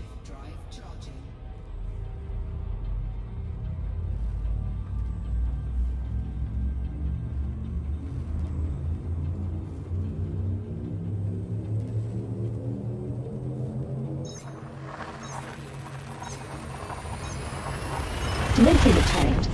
Oriole Celestial is en route to the fuel org GN-CV55-2 system. This is your first visit to this system.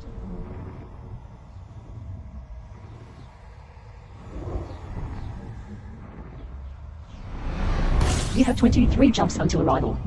Fuel levels are now at 74%, Commander. 2 out of 21 bodies have been scanned here.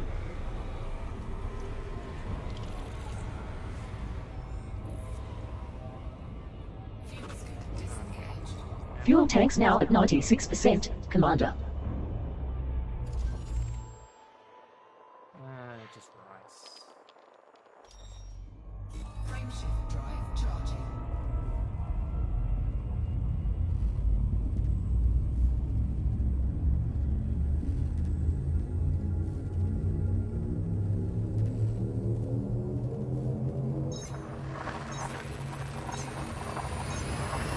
Jump in progress. Oriole Celestial is heading to the fuel org ME-ZB56-16 system. This is your first visit to this system. Fuel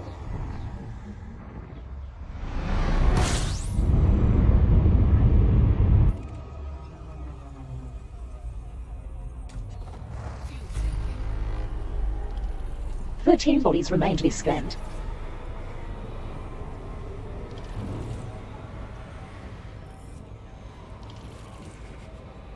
Fuel tank complete. Maximum fuel.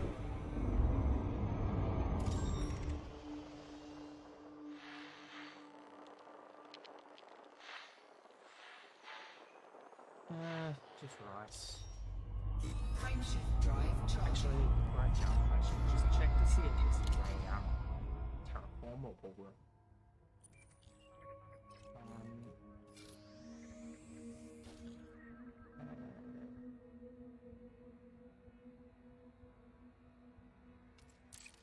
Yeah, I don't think it is a terraform.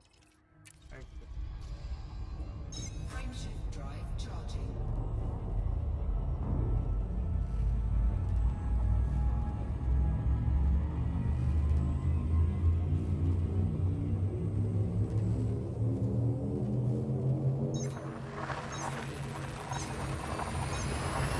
Telemetry obtained. Oriole Celestial is in transit to the fuel org HS-YC28-313 system. This is your first visit to this system.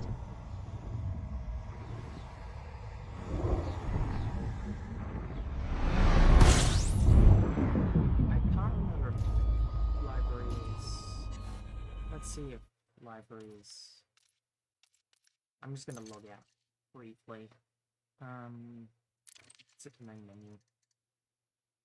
I'm getting sick of the ship's computer voice. That's not the main voice being heard. That's EDDI. Ship's voice is the one that's like the engage, range drive charging, that shit. Okay. Yeah. Library.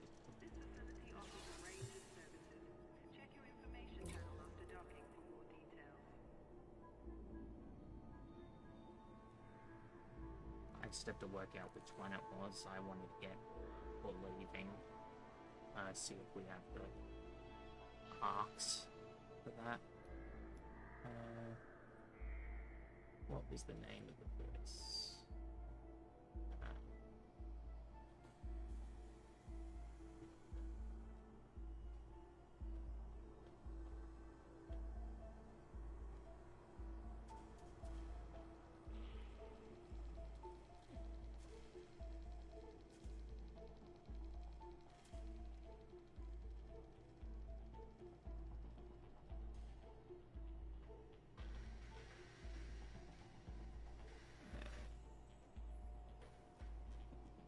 I guess we're just. Greetings, Commander. This is Leo. Greetings, Commander. This is Jefferson, your cockpit Greetings, Commander. This is Karina, your cop. Greetings, Commander. This is Celeste, your cockpit voice assistant, also known as Kovas. Installed to provide systems information and Greetings, Commander. Greetings, Commander. Greetings, Commander. This is Saudações, comandante. Приветствую, командир. Greetings. Greetings, Commander. This is Alex, your cockpit voice assistant. Greetings, Commander. This is Celeste, your cockpit voice assistant, also known as Kovas. I want that one. Installed to provide systems information and analytical But support I don't have to throughout your ask. journey. I'm issued as standard by the Pilots Federation in accordance with Statute B7249 of the Interstellar Transit Charter. It should be noted that for insurance purposes, it is illegal to travel in most systems without the use of Kovas technology. Greetings, Commander. This is Greetings, Commander. This is Verity, your... Bienvenue, commandant. Je suis Amélie, votre Kovas, ou système de communication vocale d'assistance. Mon rôle Greetings, Commander. This is Verity, your Greetings, Commander. This is Victor. Saudações, comandante. Sou a Vitória, sua assistente de voz da cabine, ou a VOCA, instalada para dar informações. Greetings, Commander.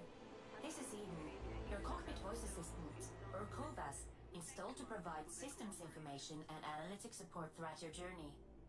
I am issued as standard by the Pilots Federation in accordance with Statute B7249 of the Interstellar... Greetings, Commander. Greetings, Commander. This is Celeste, your cockpit voice assistant, also known as Kovas.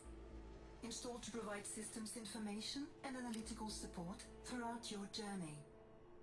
That's I'm gonna issued take as several standard weeks. by the Pilots Federation in accordance with in-game Statute play to actually earn that B7249 many of the arms. Interstellar Transit Charter. Greetings, Commander.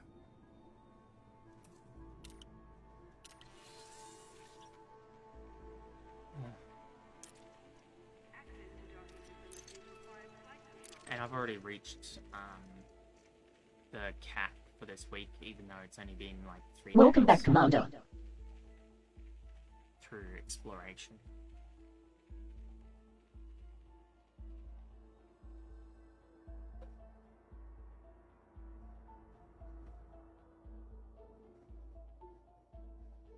You are in the vicinity of Fewer Orb HSYC 28-313, in the Fewer Orb HS-YC 28-313 system. Let's actually go back. You currently have no missions. I want to see how much arcs actually cost. For that amount. Okay, let's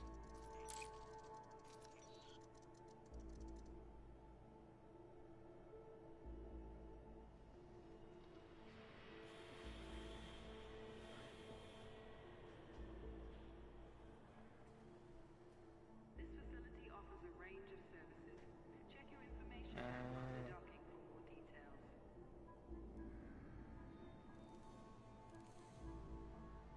8,400 arcs cost 7 USD.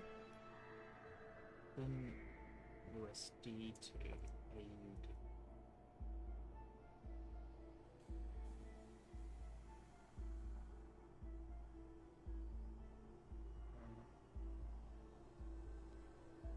So about 9.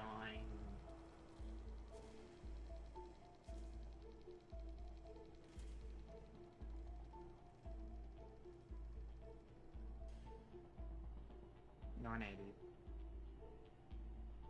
If you're unable to complete docking procedures within your time slot, you'll need to exit the bay and resubmit a docking request.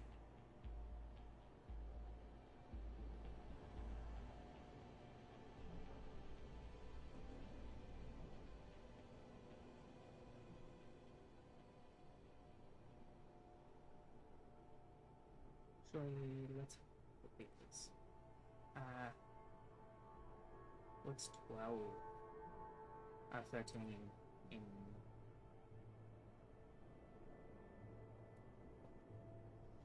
So that's 18 AUD.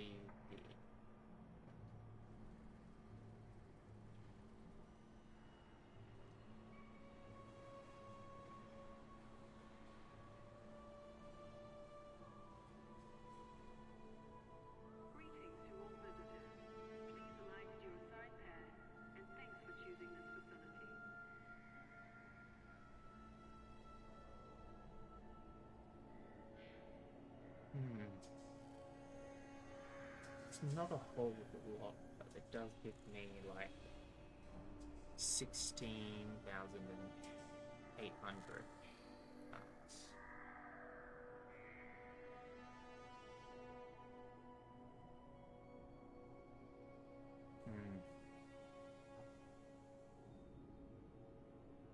Yeah. It's me a bit. Since I've already reached the cap, I was to buy it next week, just after the week started, which starts on Friday. It would count towards my cap, and therefore I wouldn't be able to earn 3 arcs. So now is the best time to do it.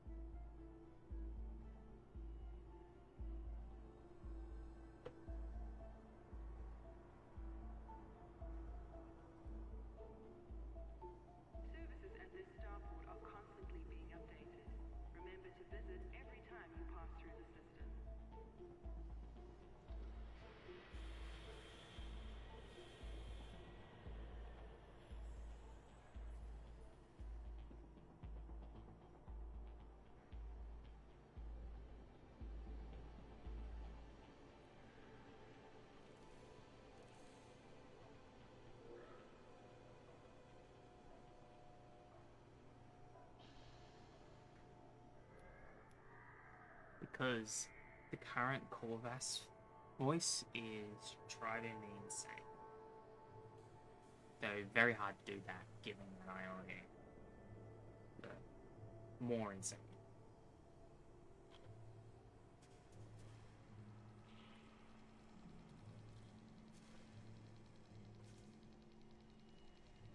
Okay.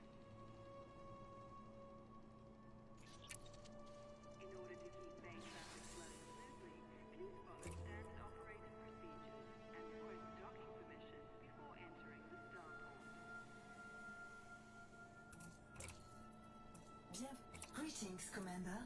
This is Celeste, your cockpit voice assistant, also known as...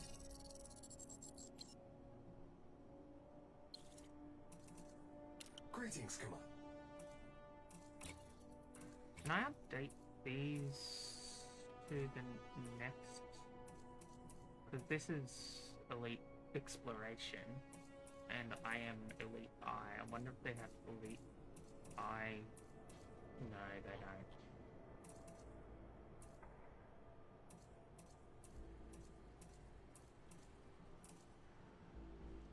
That's annoying. Because this is like one rank below what I'm currently at. Name. Please ensure you complete all docking procedures within the allocated time.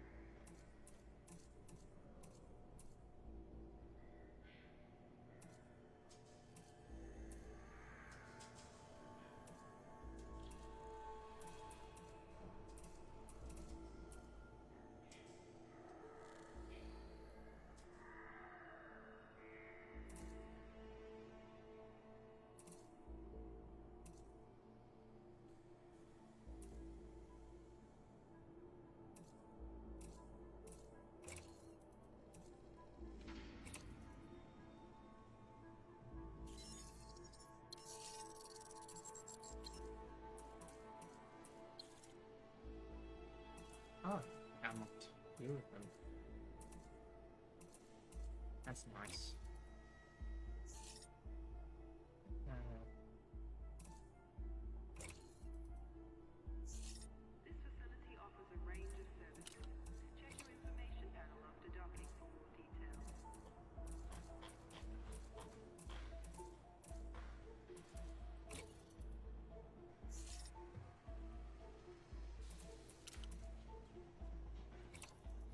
Does it have any? No. Okay.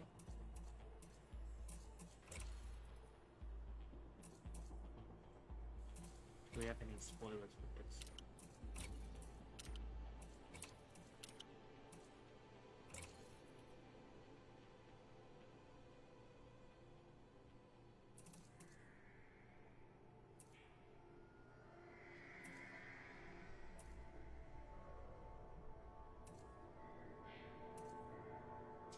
We will be forced to respond to aggressive action.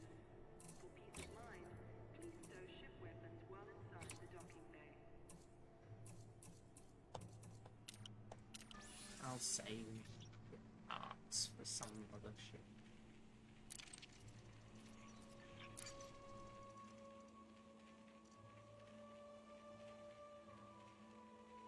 Welcome back, Commander.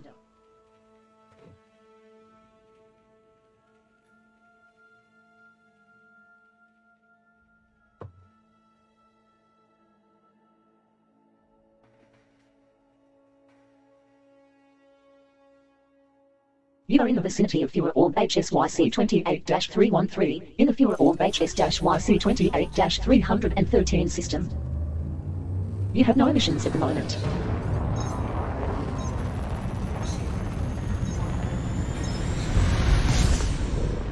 Oriel Celestial has entered Super Cruise.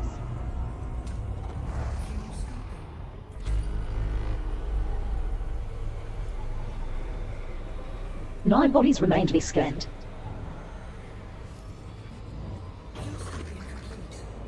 Maximum fuel. Oh shit. We have a cut on our arms. Looks like we've hit something.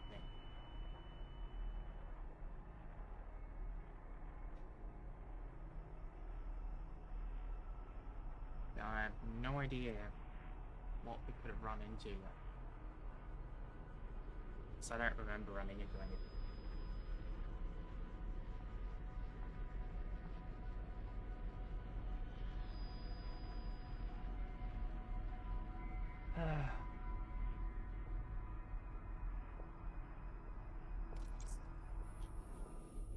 How close are we to our...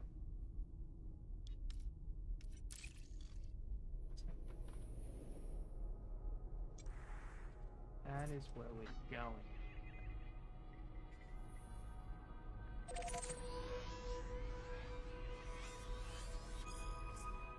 Is this visible with the filter on? Yeah. So, don't need to be in realistic mode for nebula to show up. Oh, that's a nice color. Giving the direction we're going to be heading, that bookmark right off in the distance, that's our final destination before we loop back around and head back to the bubble. So we'll probably be heading right through that nebula.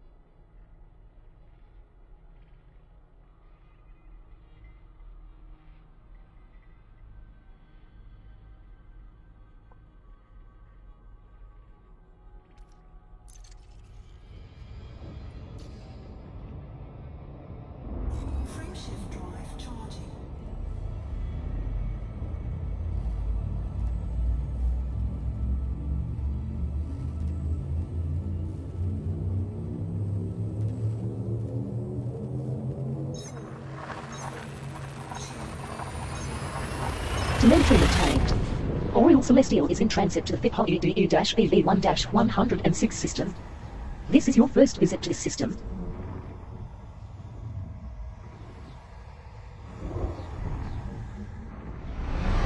"21 jumps to go. Fuel tanks at 73% capacity. 11 bodies remain to be scanned.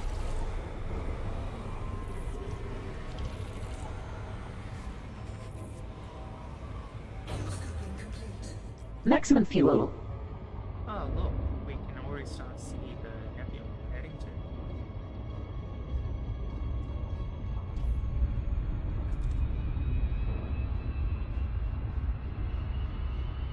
And we're still only 1,000, a kilolight year out.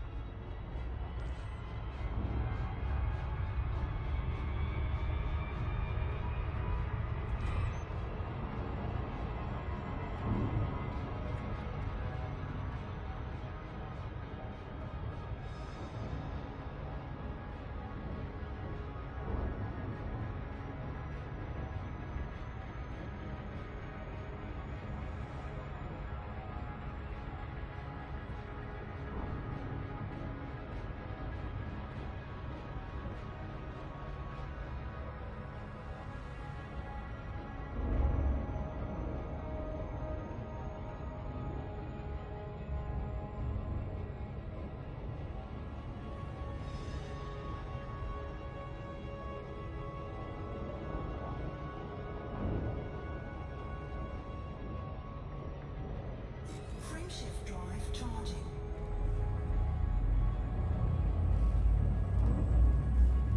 And now the game is watching as that gets closer and bigger.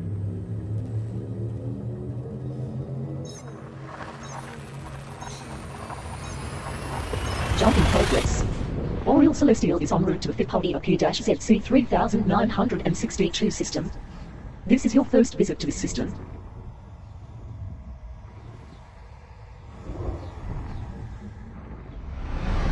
Fuel tanks now at 73%.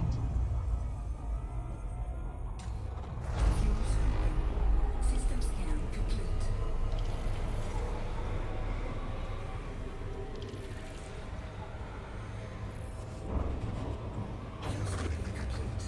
Refueled. Get a bit of distance from the star, so its light isn't washing out the sky.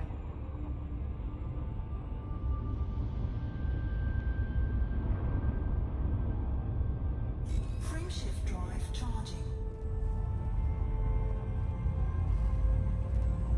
That is going to get, as we get closer, it's going to go up more and more. So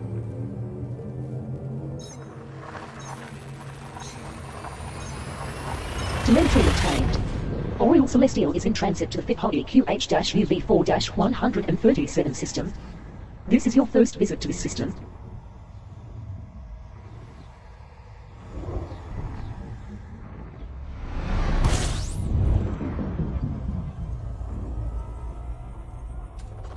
Fuel scoping. 12 bodies remain to be scanned.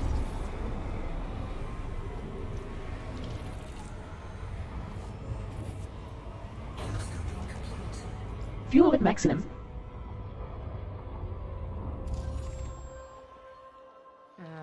right. Frameshift drive charging. Yeah, changing the voice of the ship computer helps with the Explorer madness.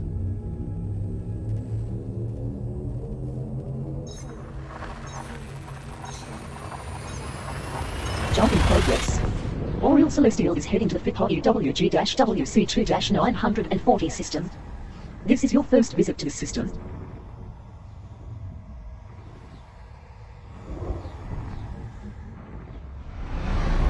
Fuel tanks at 73% capacity. Fuel scoping. System scan complete.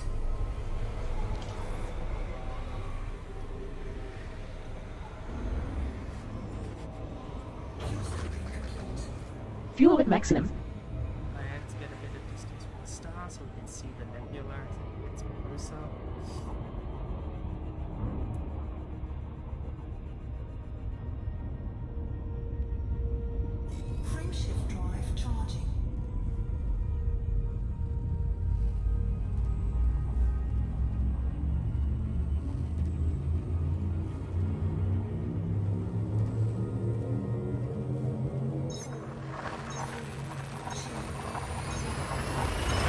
Telemetry obtained.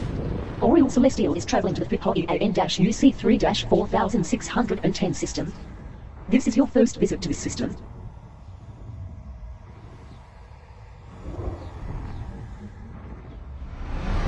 You have 17 jumps to go. Fuel reserves are at 73% capacity. System scan complete.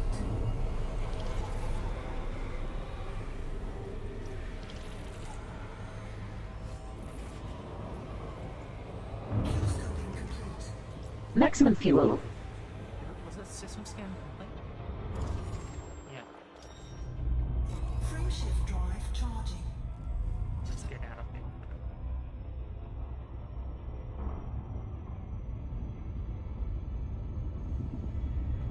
Frameshift drive charging. That, the skybox in each system is actually procedurally generated.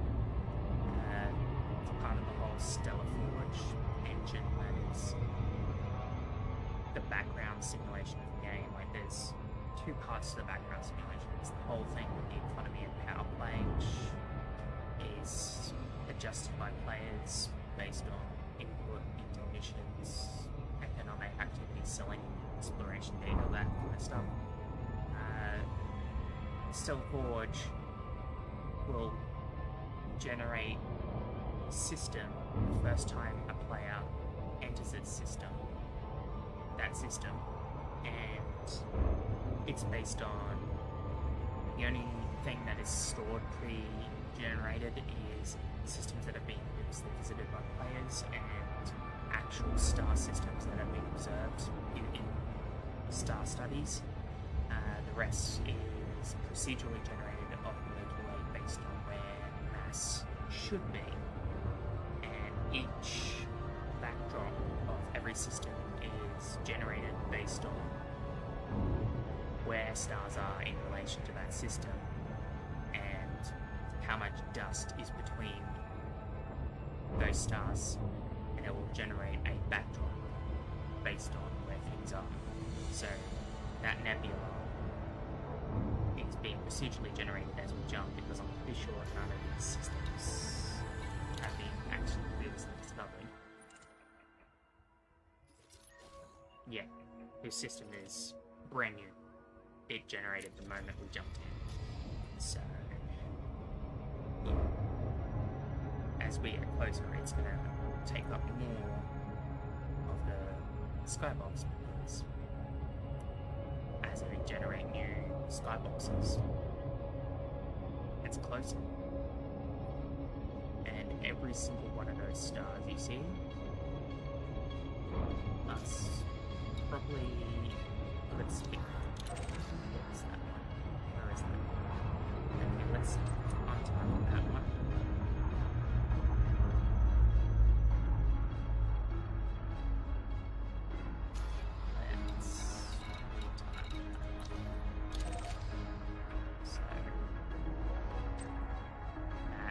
Star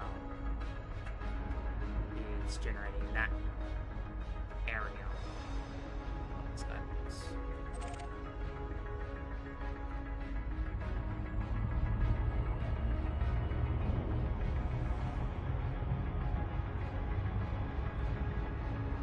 Frameshift drive charging.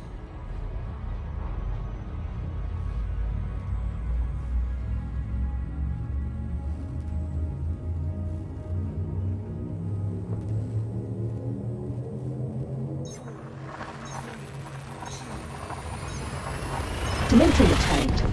Oriole Celestial is traveling to the Fipogi NG-XD1-7508 system. This is your first visit to this system.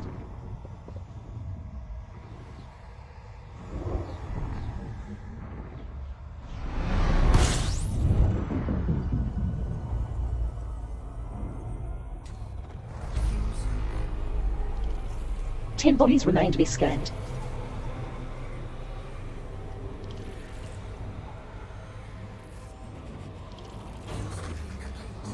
Refueled.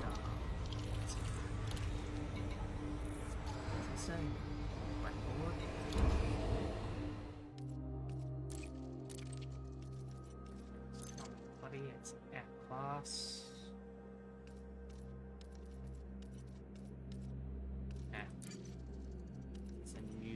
record.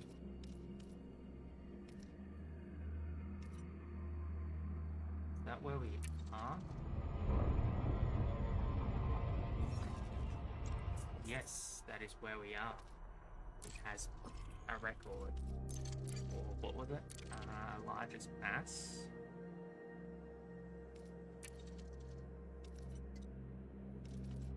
Greatest mass, yeah. Greatest radius.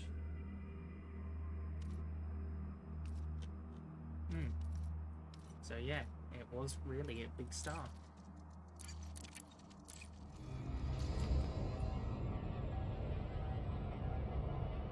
Frameshift drive charging.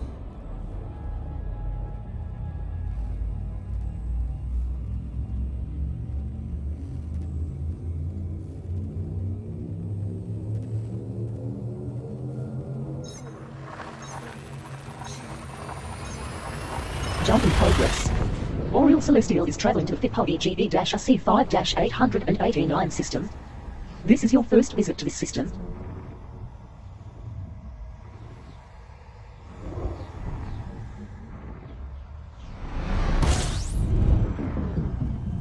Brown dwarf, is it?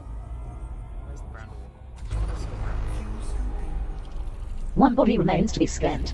I did see a brown dwarf. Oh yeah, I definitely saw a brown dwarf. Okay.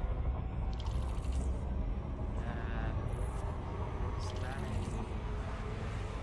T? No, not a T. Fuel at maximum. Oh, okay. Yeah. Let's get away from the star a little.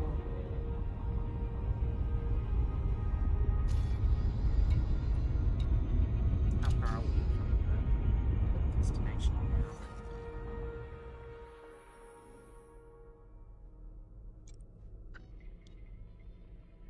Eight.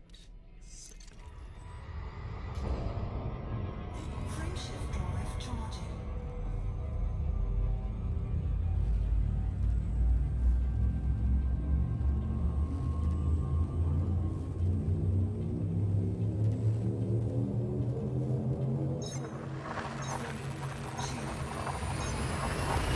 Telemetry obtained. Oriel Celestial is heading to the Fipo EJK-PC6-6738 system. This is your first visit to this system.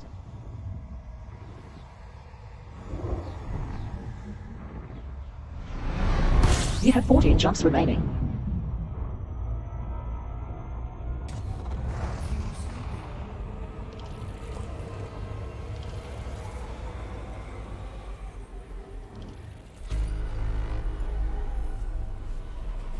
Sixteen bodies remain to be scanned. Yeah, I kind of know a lot Refueled. about background simulation, mainly because it was a bit of an interest of mine for a while after I started playing, knowing everything about the game. So yeah, it's starting to occupy a larger portion of it.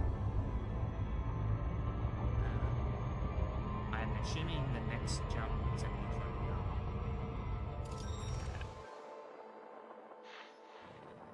Rocky. Nothing there too interesting. Frameshift drive charging. Oh. Interesting that the routing computer just seems to be giving very short jumps in between. Unless the next one is a neutron star and it's just trying to get me. Jump in progress.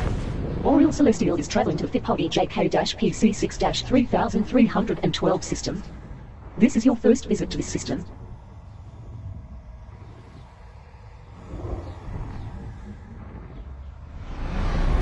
You have 13 jumps left. Fuel tanks at 99% capacity. Oriel Celestial is now at maximum fuel capacity. 3 out of 45 bodies have been scanned here.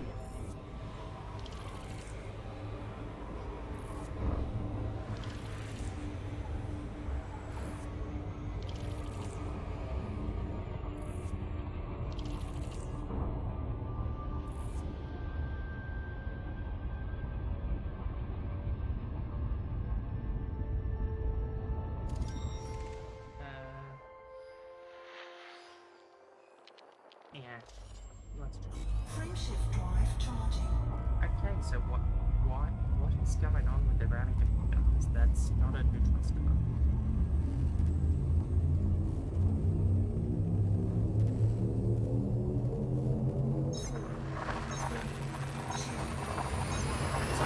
Telemetry obtained. Oriole Celestial is in transit to the FIP EDS-ZB15-83 system. This is your first visit to this system. I must be crossing the gap because of how close we are to the galaxy center. The distance is not that great. 1 out of 15 bodies has been scanned.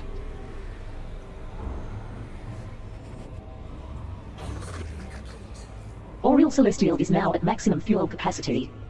How far are we from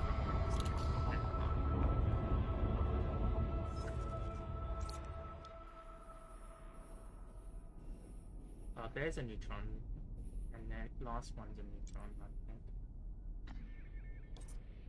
700. Frameshift drive charging.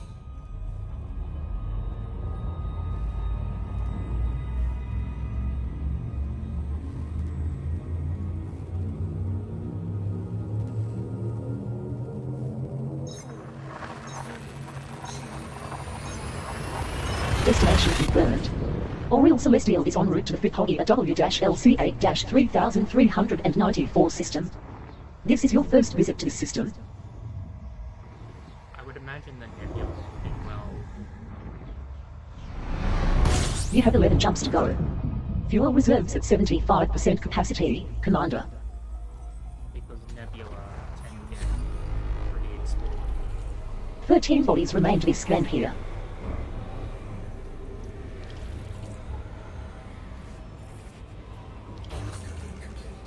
Maximum fuel.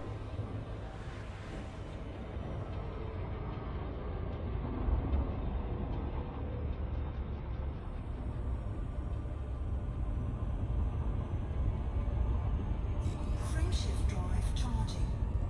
Wait. We need to do this. And there's nothing there. Frameshift drive charging.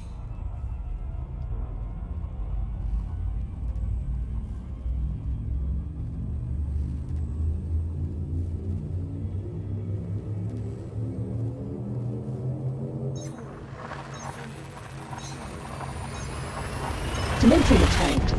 Oriole Celestial is heading to the FIP XM-IC10-1089 system. This is your first visit to this system.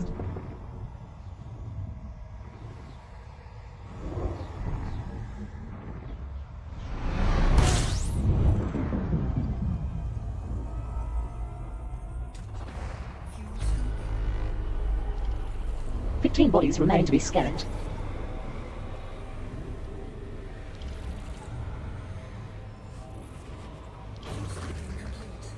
Maximum fuel.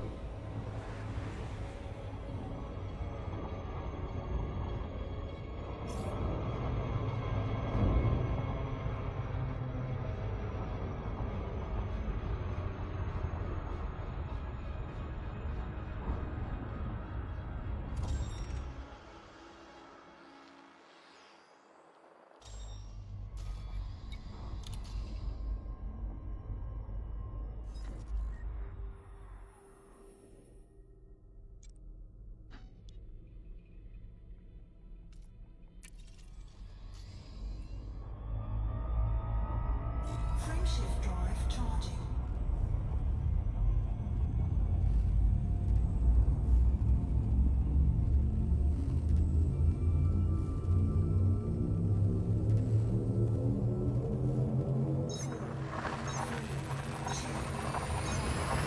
Destination confirmed. Oriole Celestial is heading to the FIP GC11-6767 system. This is your first visit to the system.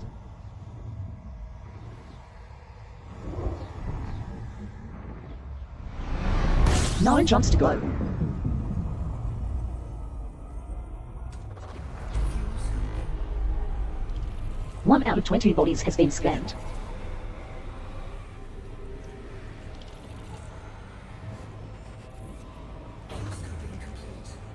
maximum fuel.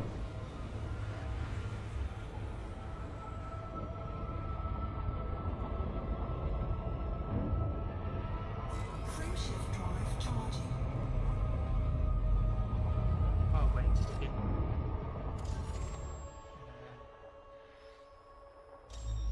Frameshift drive charging.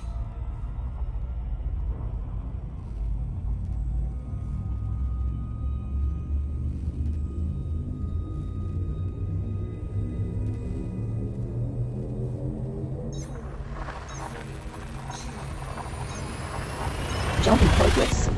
Oriole Celestial is en route to Fipoldie VA-FC12-2436 system. This is your first visit to this system.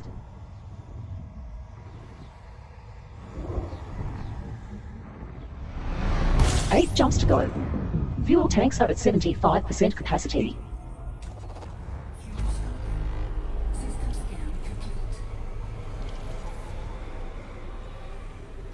this star is pretty active.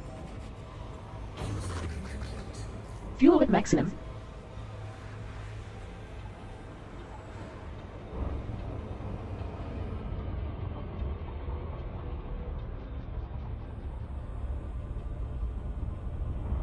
Frameshift drive charging.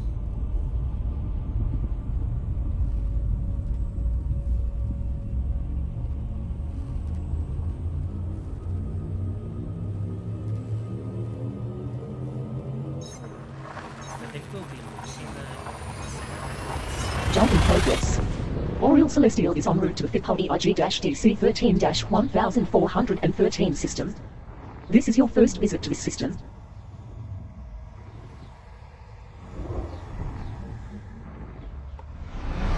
You have 7 jumps to go.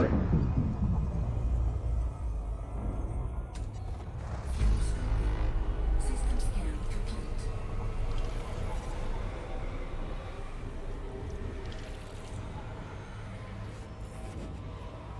Scoping complete. Oriole Celestial is now at maximum fuel capacity.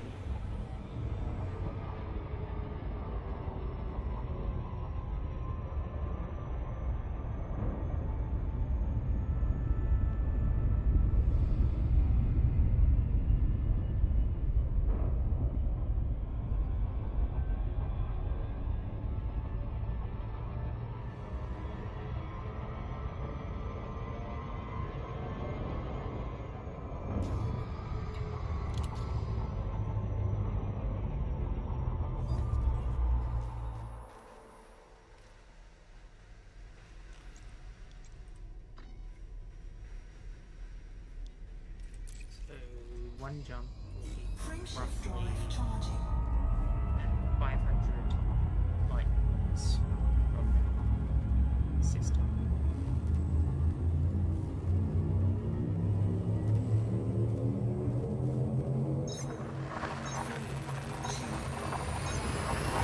Telemetry obtained. Oriole Celestial is en route to Fipoldie EQ-ID6-2265 system. This is your first visit to this system.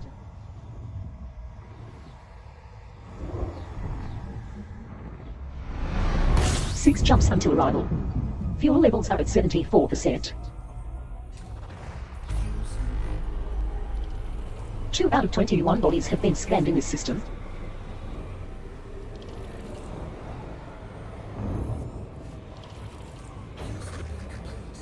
Fuel at maximum.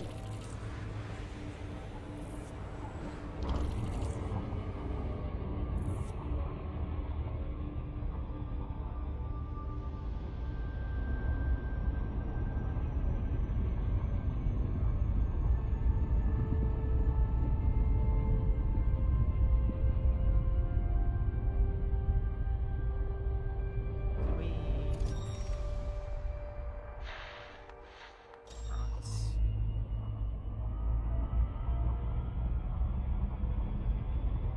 let's get a bit of distance from the star.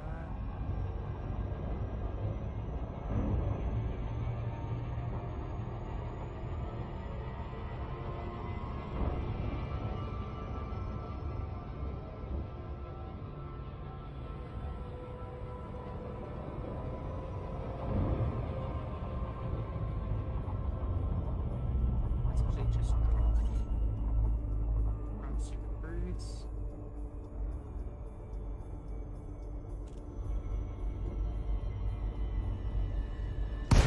Drop to normal space near Starfleet Huggy EQ-OD6-2265A.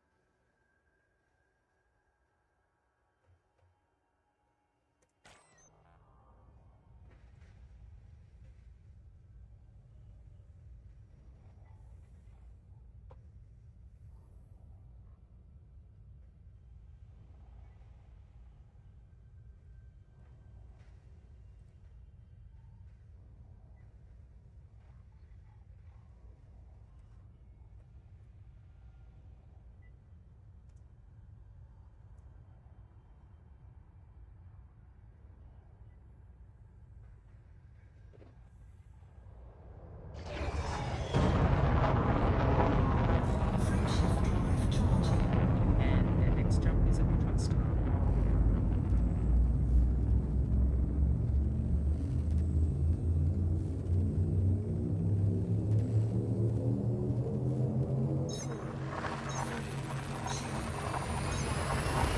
Jump in progress. Oriole Celestial is en route to the Fifth EDQ-OD6-9108 system. Caution, neutron star detected. This is your first visit to this system. 5 jumps left.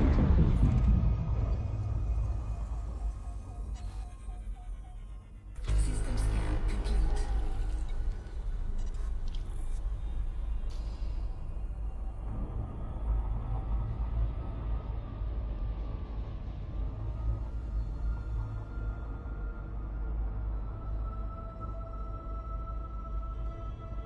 Warning, frameshift drive operating beyond safety limits. Frameshift drives. Rail shift drive boosted by 400%.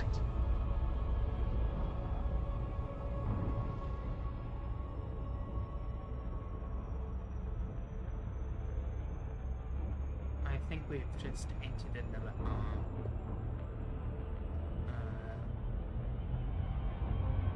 there's a lot of stars.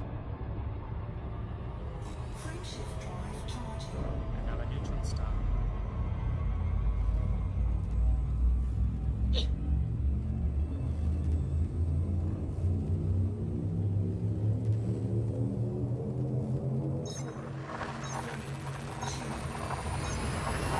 Telemetry obtained. Oriole Celestial is traveling to the Fifth LC-LD8-3072 system. Caution, neutron star detected. This is your first visit to this system.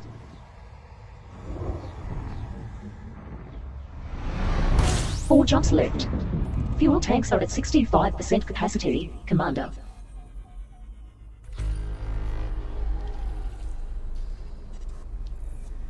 I wonder if anyone's actually. Surely someone's visited this neutron star. Yeah. Okay. So neutron stars tend to be a bit busier.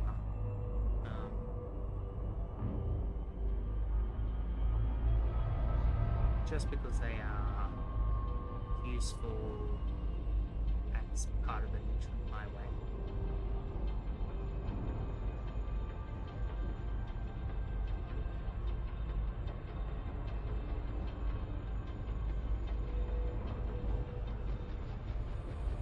Warning, frameshift drive operating beyond safety limits.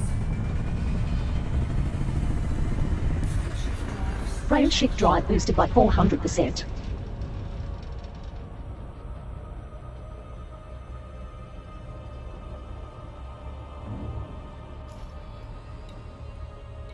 And we probably not from it now.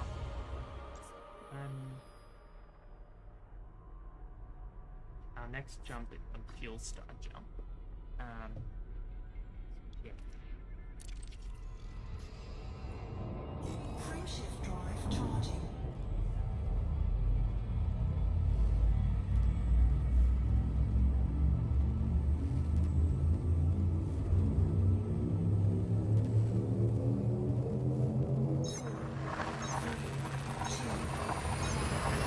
Telemetry obtained. Oriole Celestial is en route to Fipodia JY-NC21-2996 system. This is your first visit to the system.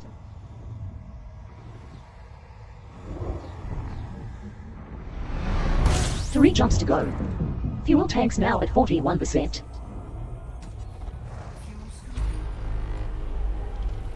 Two out of 10 bodies have been scanned in this system.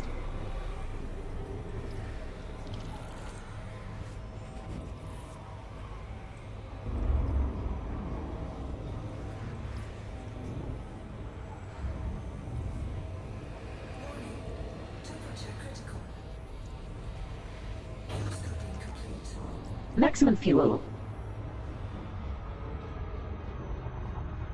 Where is the nebula? Wait.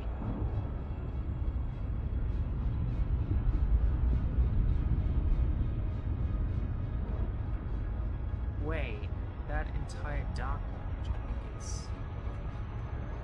the nebula.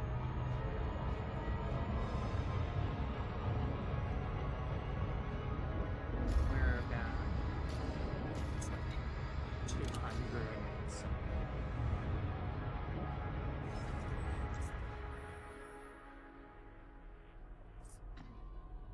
Uh, 150. Let's drop to center space. Oh, actually, let's get a bit of distance from the star.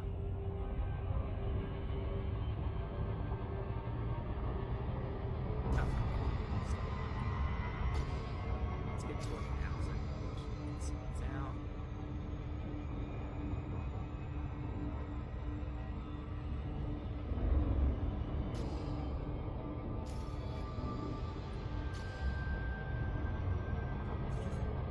Oh shit, dying.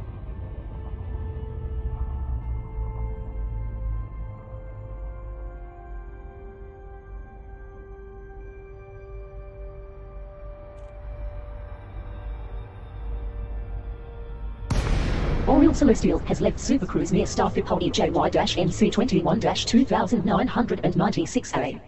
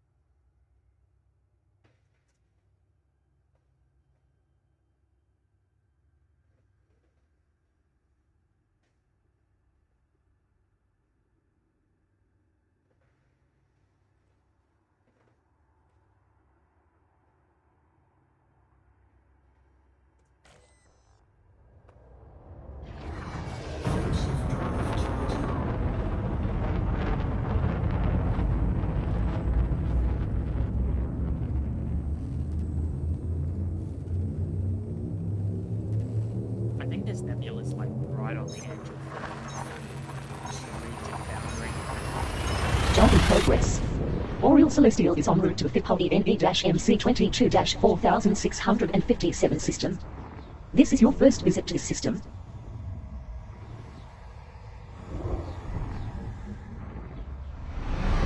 You have two jumps to go.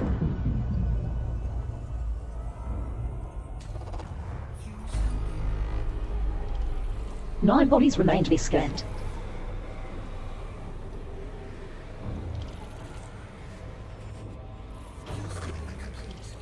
Maximum fuel.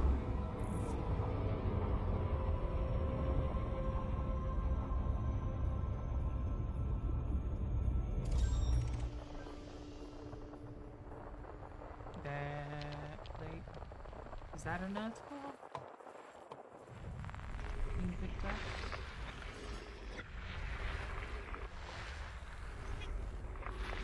No. Frameshift drive charging. And I need to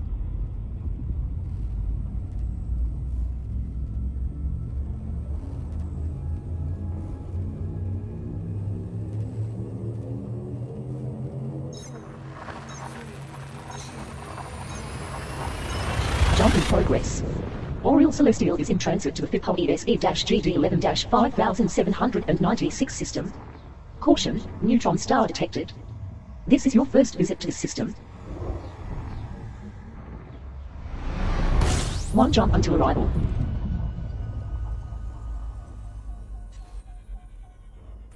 Let's check this. Why? Just stop. FSD, so we'll probably have about 97% of the FSD when after we make this jump. It should be cheap to fix. Okay. I think the next jump is this vision.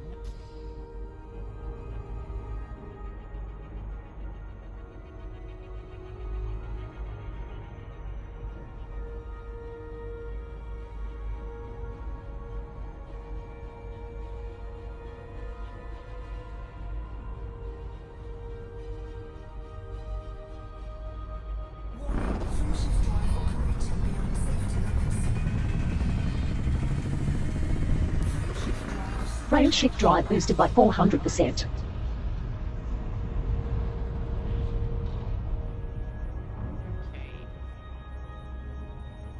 That is a large difference now. 80 light year jump. That's only like using 25% of that neutron star's jet boost.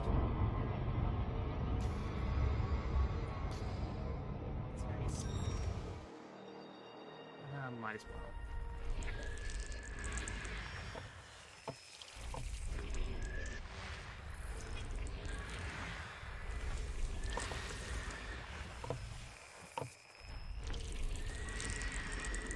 System scan complete.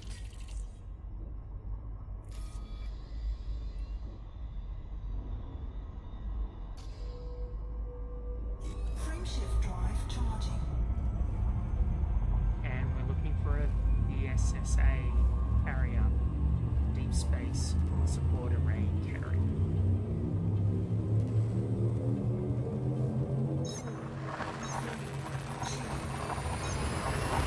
Destination confirmed. Oriel Celestial is en route to the FIPHUL EWK-ED12-1374 system. This is your first visit to this system.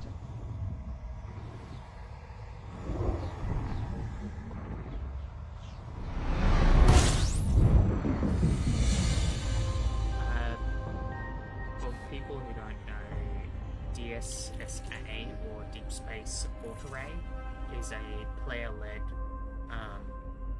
organization to place fleet carriers at various strategic points for exploration to aid explorers in their journey to explore deep space. So they aim to have at least one carrier in each region of the galaxy.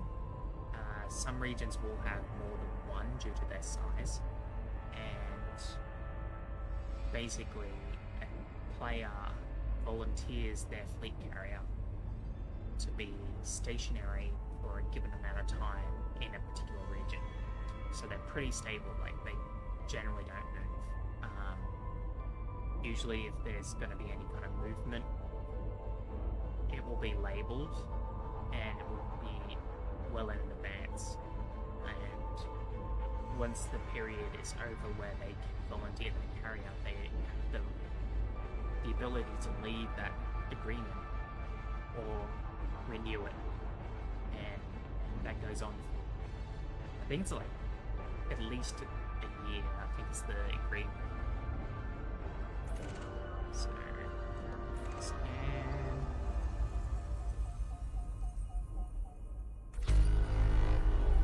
Bodies 2 and 3 are recommended candidates to map. Oh yeah. Where is it? It must be... What? There's barely anything useful in the system.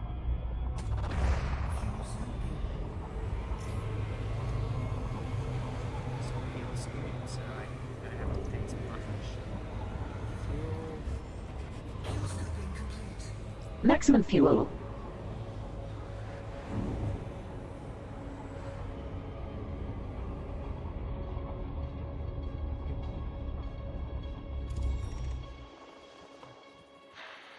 That would be...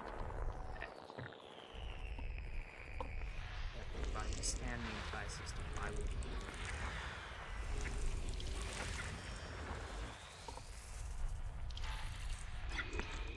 I'll scan...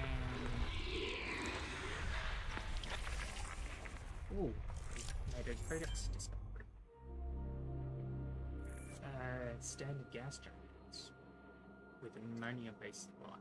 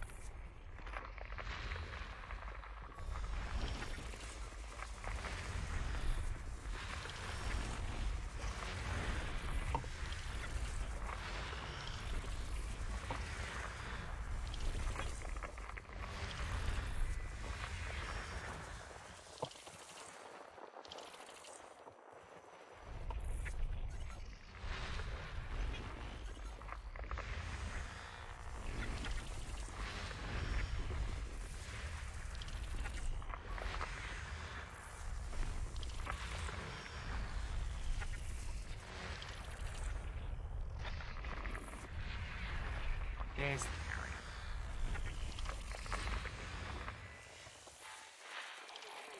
area. ESSA ruin.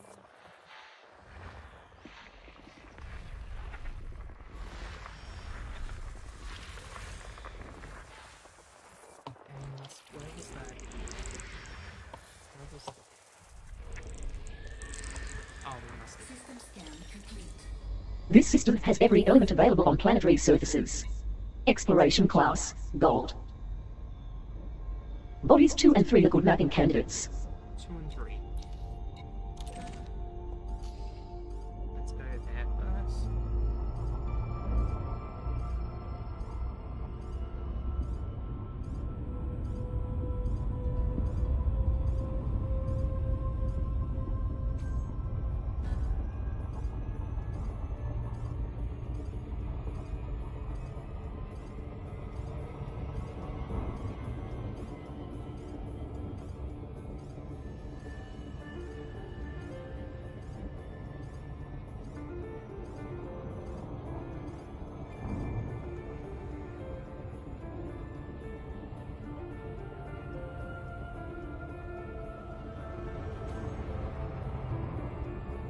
Is 2 and 3 gravitationally active?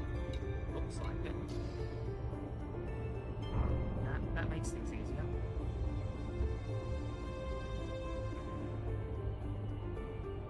Oh yeah.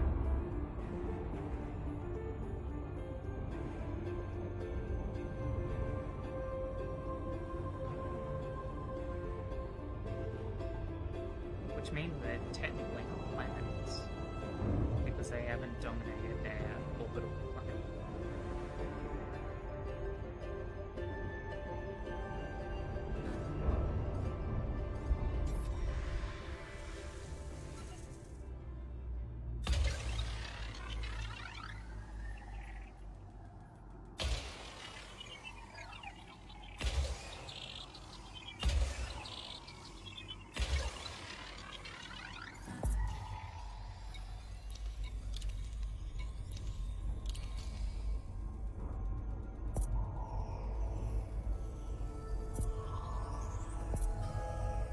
Surface scan by 50%.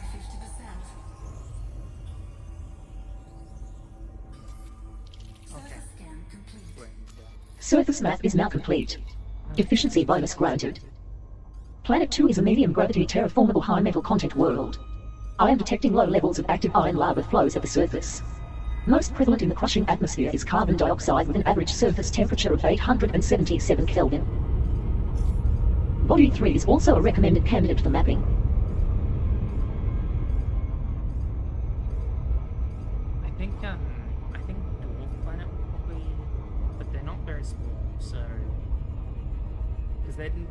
they don't fit the definition of a planet because a planet must clear out its orbit, and given that they're sharing an orbit, they haven't cleared it out.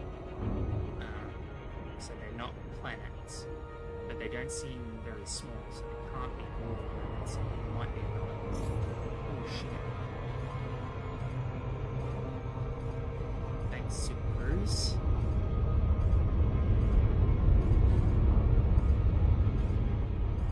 Okay, let's see if we're close enough.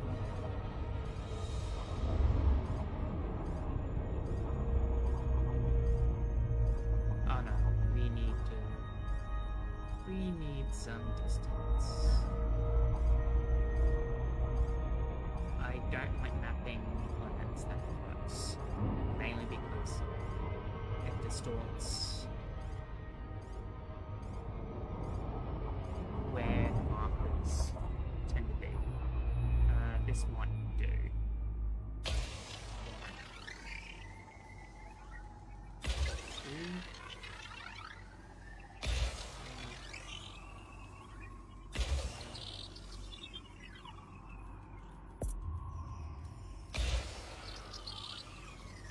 Let's see.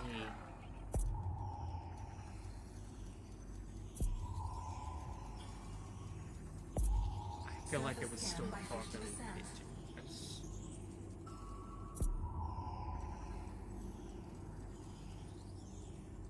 Yeah. So we need some. Probably about.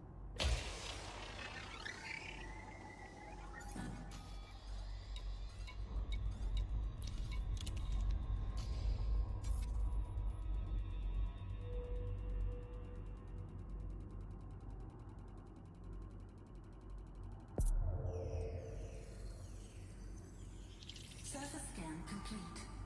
Mapping is now complete. Efficiency bonus awarded. Planet 3 is a medium gravity terraformable high metal content world. I detect low levels of active iron subsurface magma flows. The superdense atmosphere is composed mainly of carbon dioxide with an average surface temperature of 877 Kelvin.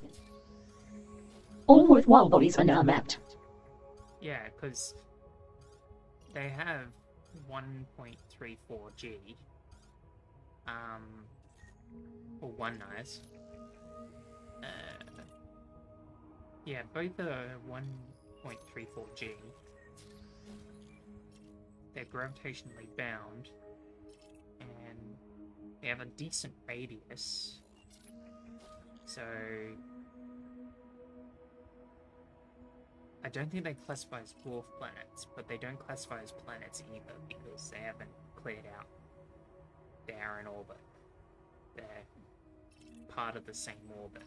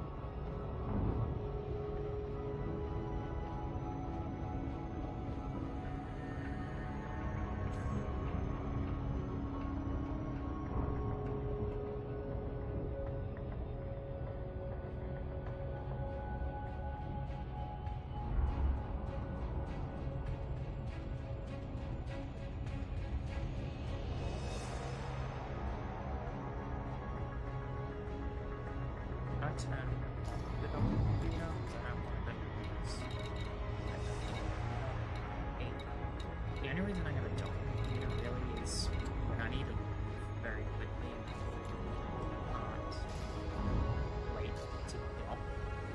However, I do prefer docks.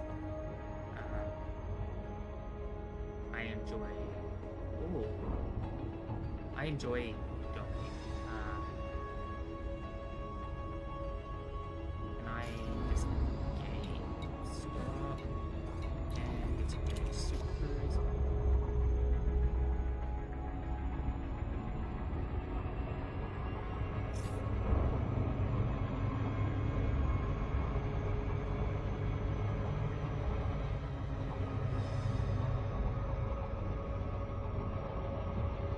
This is a really vivid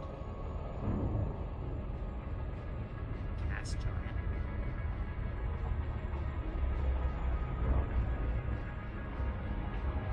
I might actually just scan things just out of curiosity. Because one day I might come out this way with my own fleet carrier and need certain materials, particularly tritium. So I might scan that first. And that's ring B. Surface scan complete. Mapping of pristine metal-rich ring is now complete. Hotspots detected. 5 of road plumsite, 4 of serendibite, 4 of platinum, 3 of painite, and 2 of monazite. Get that ring.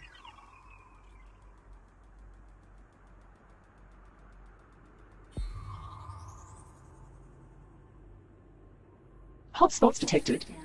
4 of nosgraphite, 2 of benitoite, and 1 of monazite.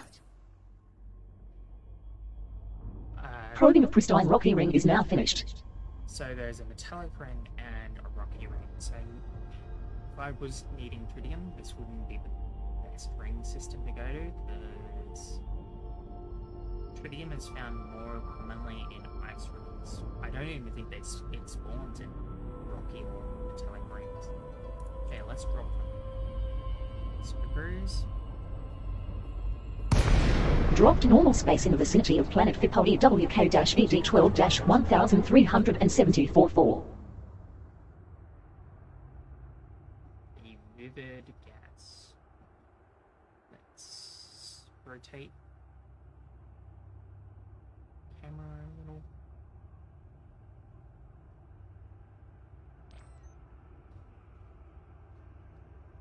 Okay, let's name the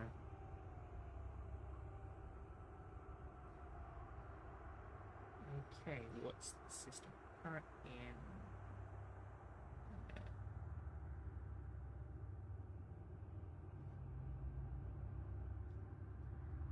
We're not in that system anymore. That's ages ago.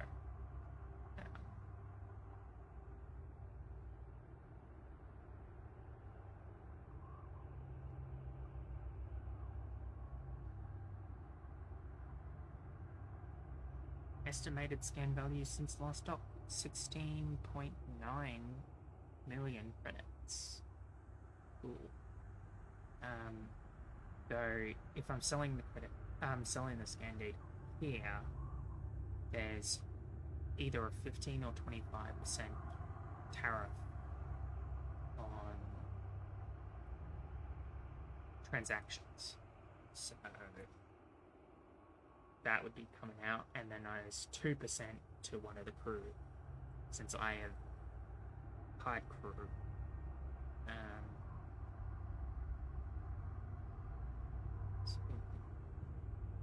What planet is this one?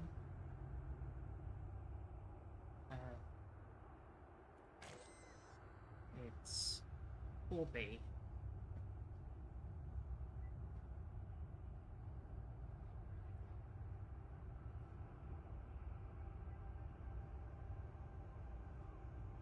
Wait, is that the ring? I think it's labeling where we are at the ring.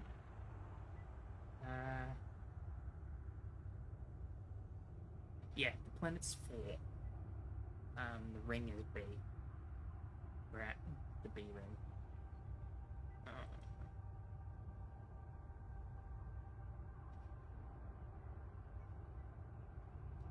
Better than the A range.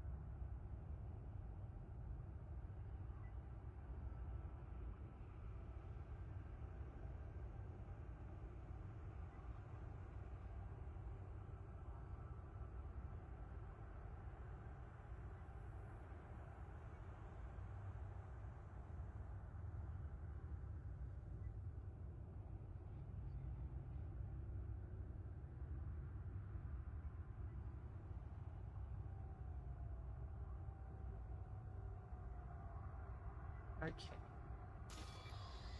Carrier still selected.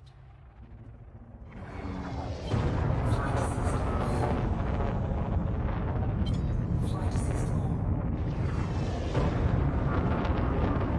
Frameshift drive charging. 4, 3, 2, 1. Entered Super Cruise.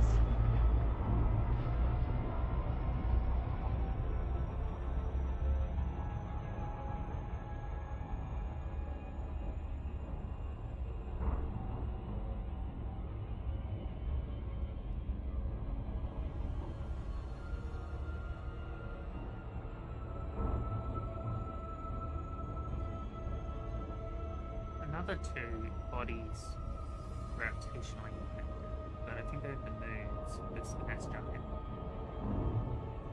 Oh shit, it's behind. Okay.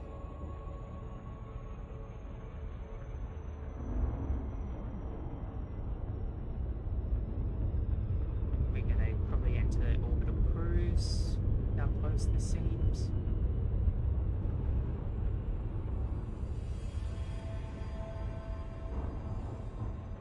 Oh yeah, we're definitely going to enter orbital cruise.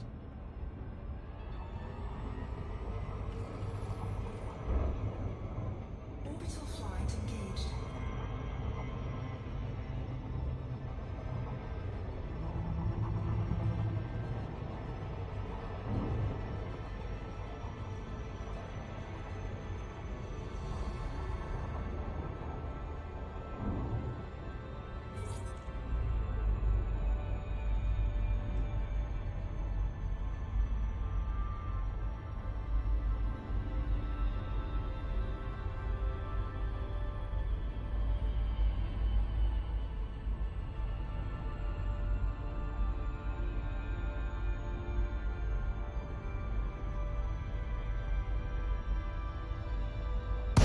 Oriole Celestial has left Super Cruise in the vicinity of Moon Capone WK-ED12-1374-4B. We welcome your visit on the carrier. Please enjoy your stay with us. Access granted. Please proceed to your landing pad, Commander. Landing pad 5 assigned.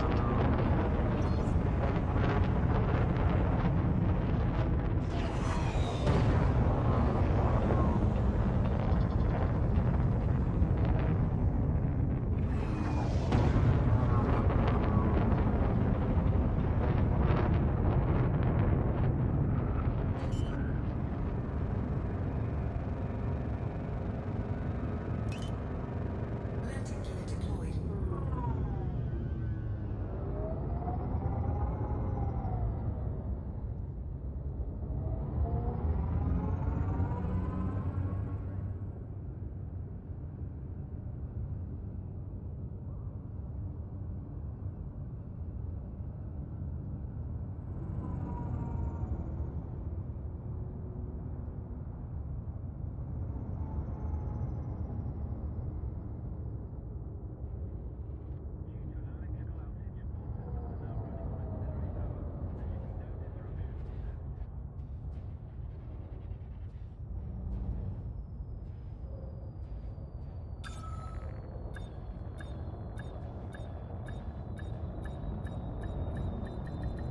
Docking complete.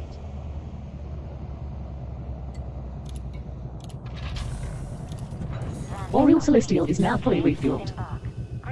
Oriole Celestial repaired.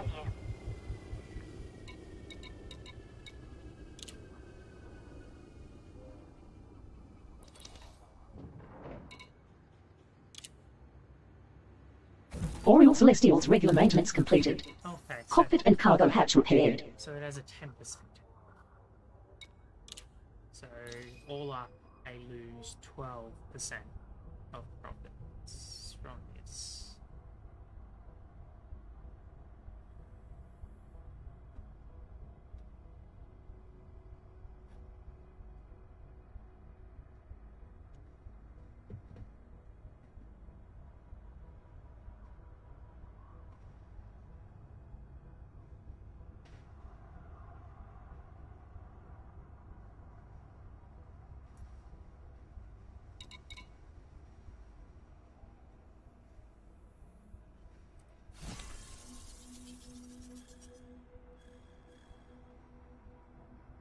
First discoveries, because there was a few systems that have not been discovered yet.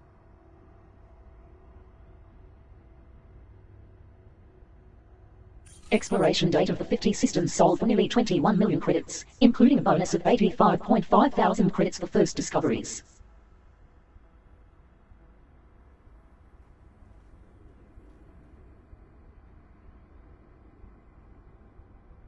Okay, so they actually do.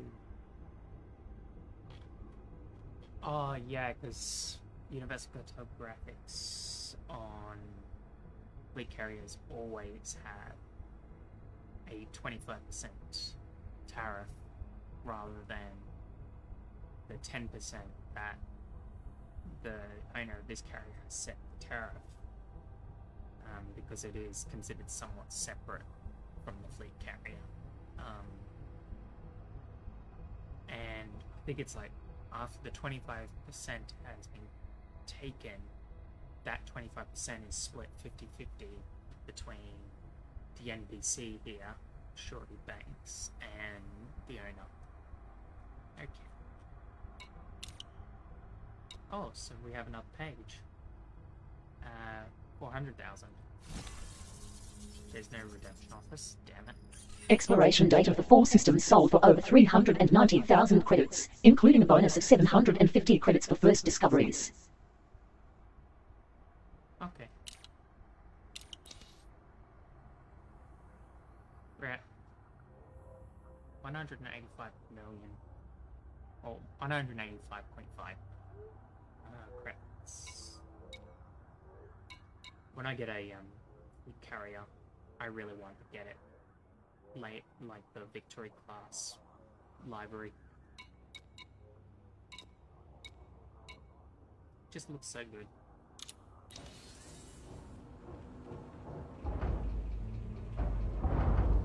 Because at the moment I am actually trying to get about 9 billion, save up 9 billion for a fleet carrier.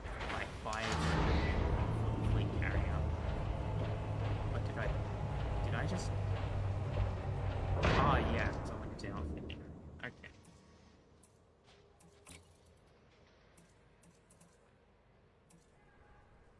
I'm actually gonna switch. Is there? No, they don't sell any plants down it. Because this thing doesn't need an engineered power plant. And I think the engineering I did on this is making it a little less efficient at getting rid of heat.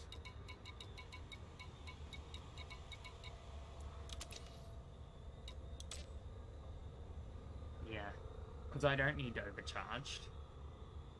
And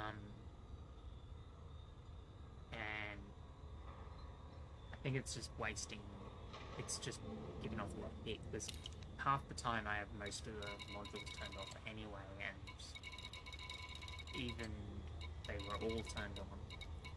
So turn them on, let's see.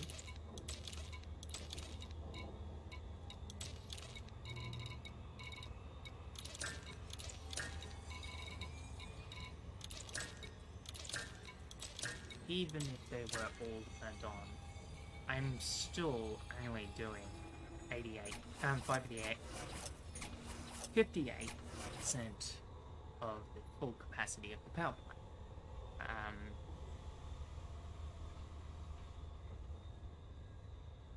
Pretty much anything that is priority 4 and below is still going to be active even if the power plant is malfunctioning, because if the integrity falls below 80%, if that integrity falls below 80%, such as when power plant's taking damage due to things penetrating the hull, it's only going to drop to 40% output occasionally, and slowly, as you get more damage to the power, it's going to drop more and more frequently.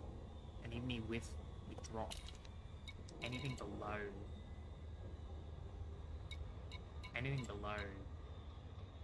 4 is probably fine. So I might actually just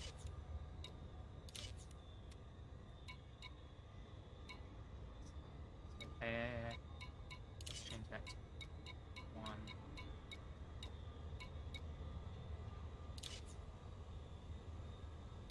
So everything that's not necessary, I will just change to 2.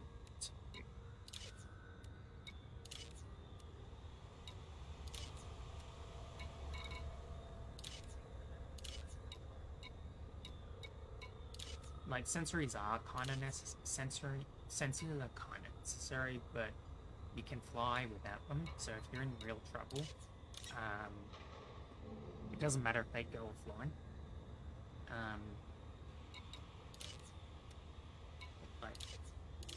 Like even in Super Cruise Assist, I don't need Super Cruise Assist to fly. It is just a quality of life module. So it isn't as high a priority as the core modules.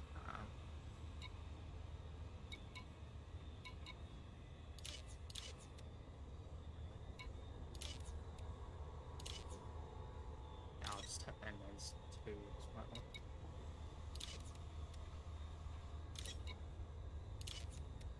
Because if I come into a situation where my power plant's malfunctioning, I don't need all my heat sinks up. I can change the priority if I need to. But like, yeah, we now turn off breathing that as 2, just to simulate losing them.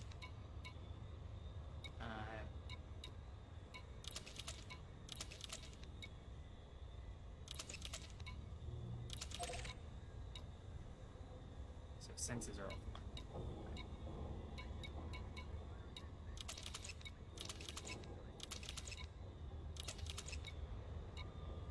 Okay, so we're showing still 34% utilization of the power plant. So overcharged is literally overkill. In fact, I think I might be able to scale it back to a... No. I don't want to scale it back to a D.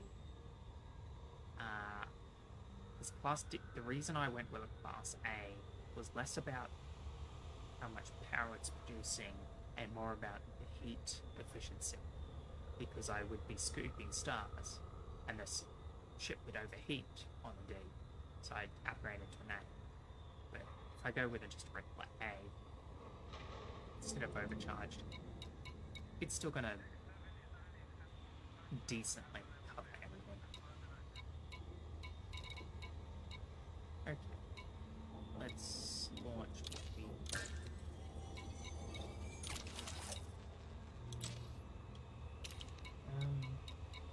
I might actually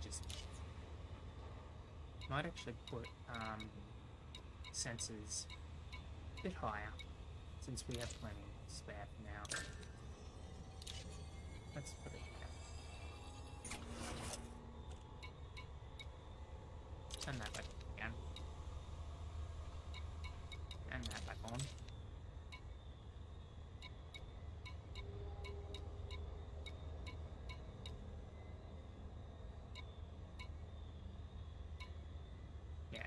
this is an essential module. That's an essential module. This is not so much, but I'd rather it be powered.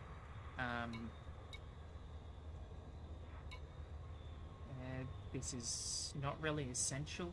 You can fly without it. It just, you can't boost or alter how much power is going to systems, engines, or weapons. That is considered somewhat essential. You can survive a little while without that armor, but you don't really want to have to. Sensors can fly without them. It just makes things a lot difficult. Shields, you can fly without them. Just not ideal. Those are essential. Everything else is not better, but yeah. Even with sensors added to priority 1, looks like still under 35%, and I don't think the modifications of the power plant added too much.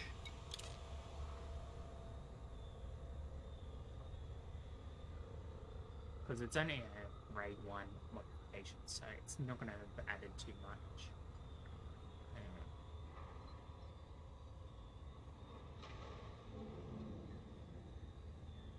I think if I'm going to add any kind of modifications to the power plant, it's probably going to have to be... It would have to be clean.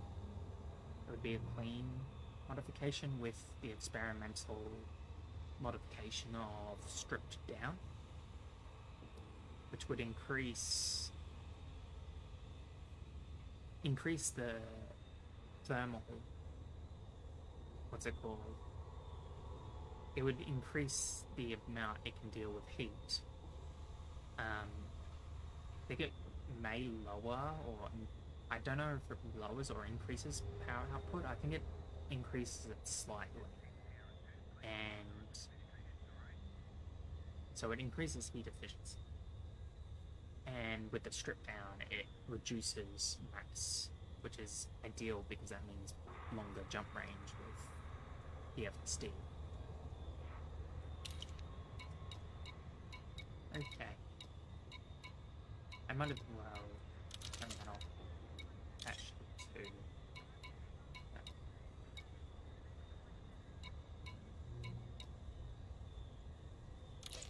On super assist. They can be turned off because only time I'm using those is if I'm actually repairing. Don't need to repair all the time, so they stay off.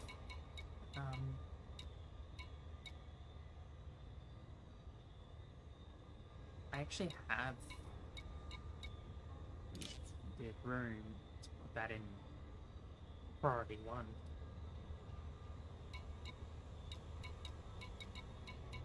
So priority 1.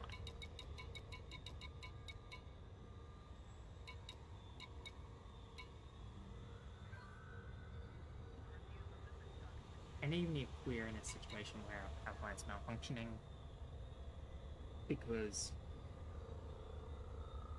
whatever, as soon as we're out of danger, you can still use the ease even though it's priority 2,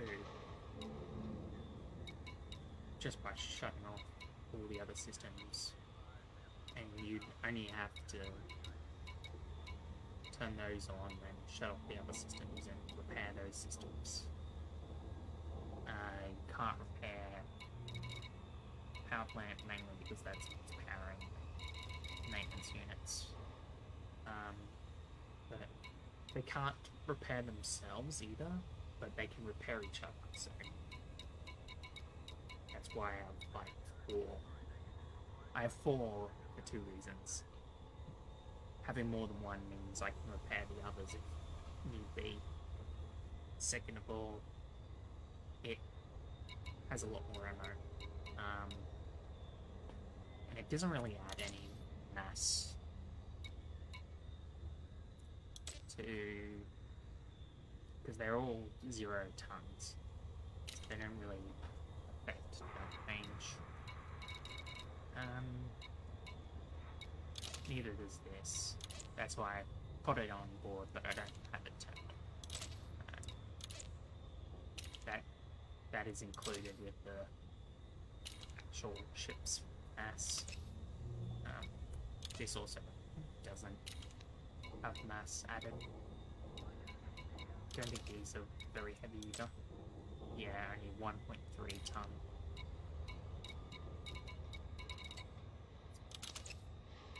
Yeah, it's mostly thrusters. Shield generator. Frame shift drive that is adding the majority of the mass. This also adds a bit of mass. Oh no. Okay, fuel skips don't add mass. This would definitely. Whoops. 6 tons. Power distributor. 64 tons. This is a D fast. In each size category, so you have 1, 2, 3, 4, and 5, and 6. I think there is also a 7th. But there's very few ships that have 7 size modules. From each size class, you have E all the way to A. E is the cheapest and worst within a size class, and D is the lightest of that size class, but A is usually the most efficient. So that's why life support is D. It only gives me about 7.5 minutes of emergency oxygen. But it's lighter, and I plan on making modifications on it anyway to make it lighter. So at the moment it's only 8 tons. Also the same with sensors. I am out here exploring. I don't think I need very good, don't need perfect sensors. Still 64 tons. Probably will do expanded range modification with stripped down experimental. Just to lighten it, but also improve the range just a little. Okay. It's everything I need turned in.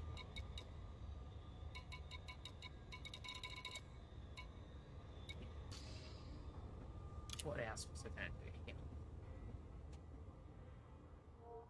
I might as well look in the market, see what they have.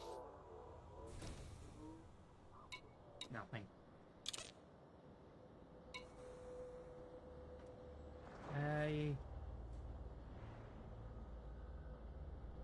If only I had mining lasers. Oh, mining lasers and a wonder if they actually sell mining lasers.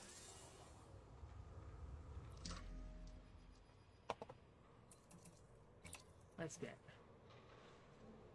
No. Wonder. I wonder what it would cost to get my mining ship out this way. Where is it? It would take 78 hours and 12 minutes to ship it out here. How much would it cost?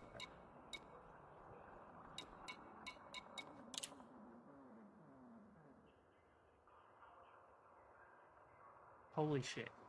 Yeah.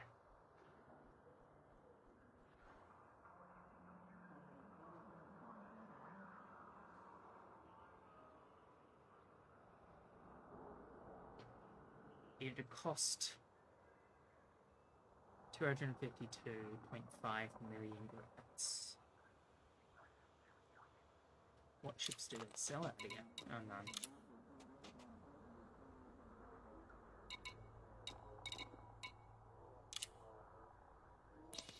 So I was gonna say that would be a good way to make a fair bit of credits, while also supporting the deep space support. Because the reason they probably demand it is not only to fuel their fleet carrier,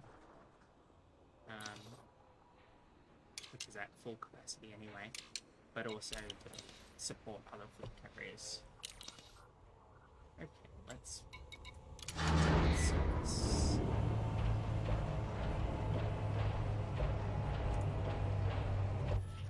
Oh, signal lost.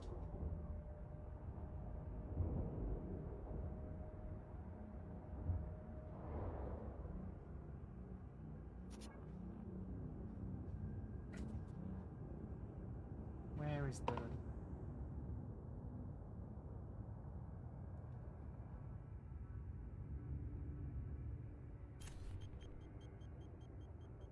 Where's the bright blue part of the nebula? Oh, it must be obscured from this angle.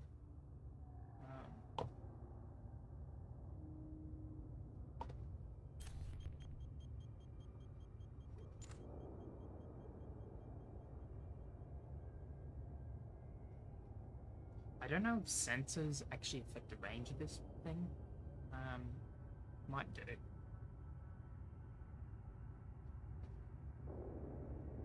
Yeah, no good photos opportunities there.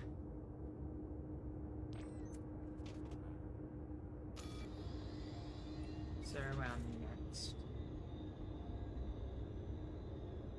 sub-destination.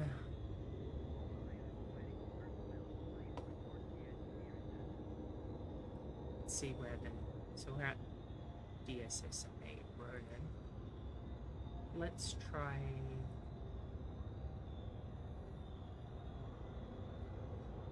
Here as our next target.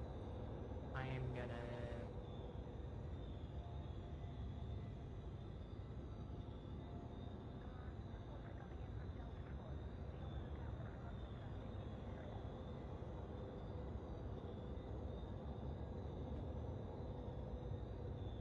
try and get to the next galaxy region for Logonaut, even though I'm out of spoons, really.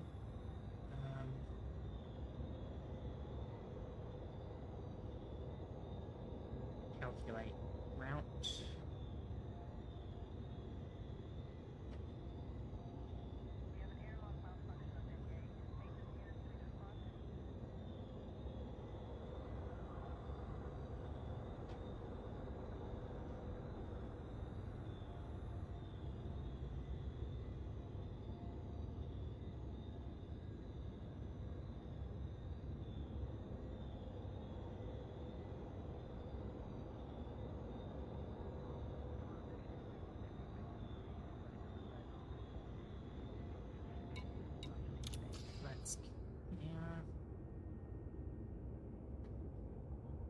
Is it done calculating yet? Yes. So we're here. Refuel. We should refuel here. We have to go here, and it's a neutron. Okay.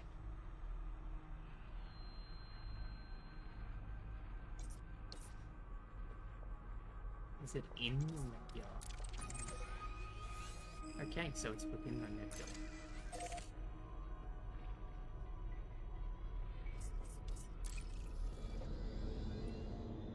Make sure fuel's maximum.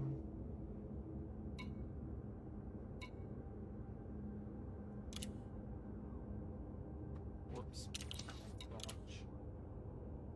Docking clamps free. Ship has released. Departure authorized.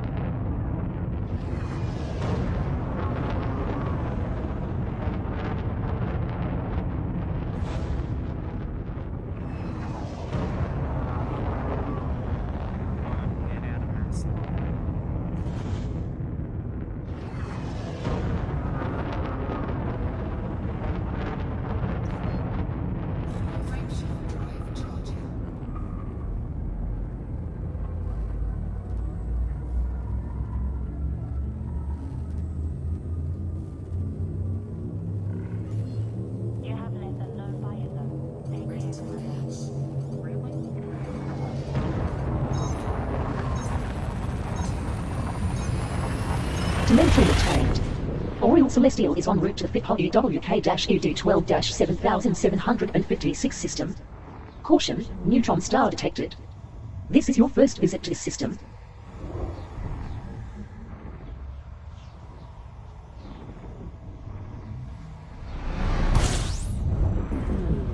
Nice and angry. Microsecond. Pulsar.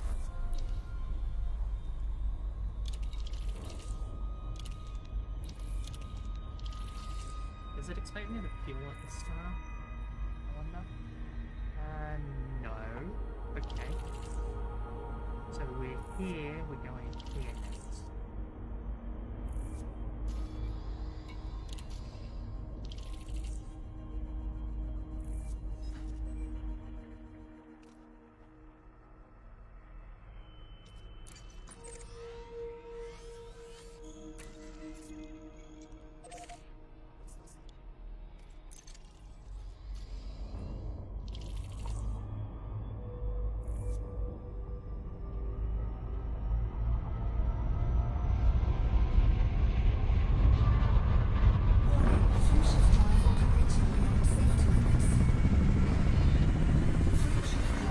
Frame shift drive boosted by 400%. Just me.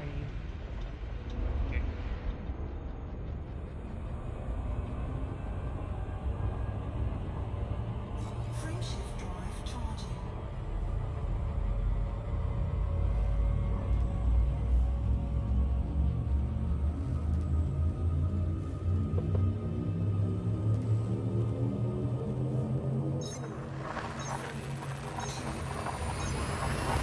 Jump in progress. Oriole Celestial is in transit to the FIPO EIN-AD14-6840 system. Caution, neutron star detected. This is your first visit to this system.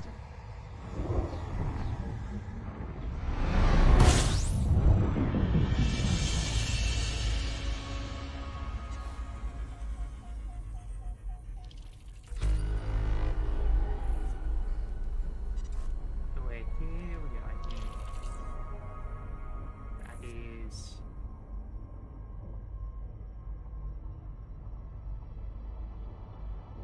This... And then the system after is... just a fuel star. Doesn't look like there's a neutron in that system.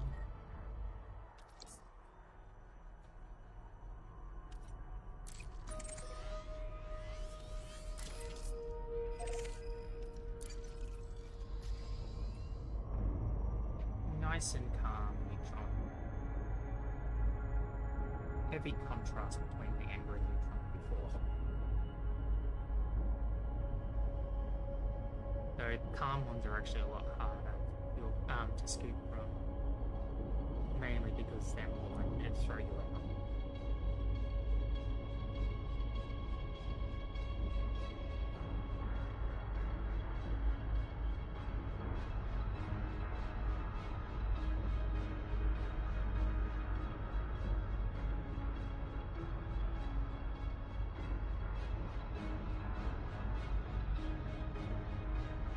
Warning, frame shift drive operating beyond safety limits.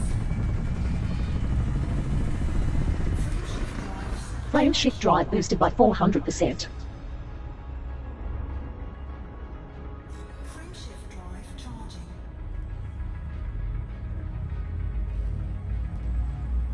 While we're waiting. Here, we're going here.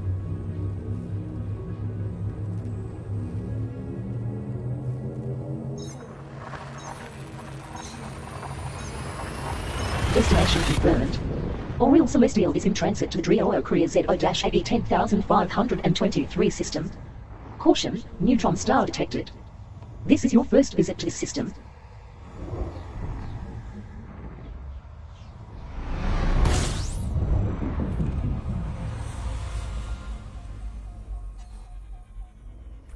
System scan complete.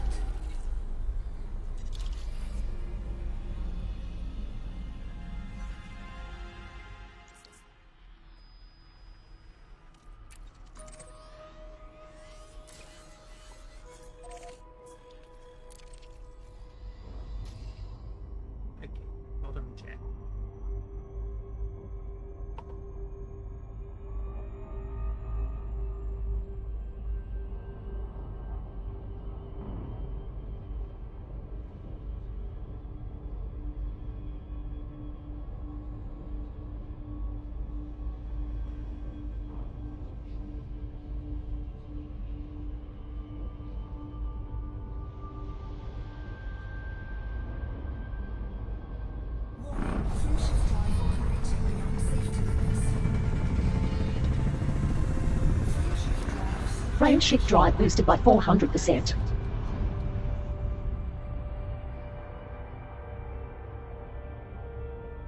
Frameshift drive charging.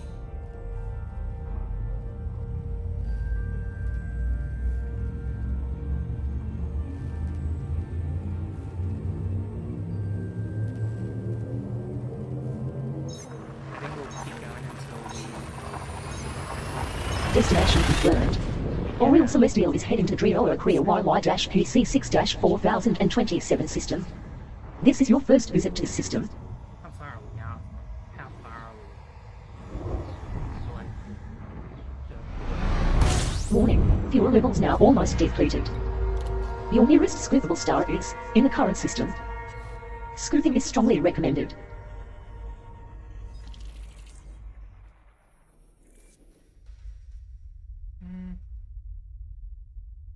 Actually, I don't think it's that far. Actually, I might as well.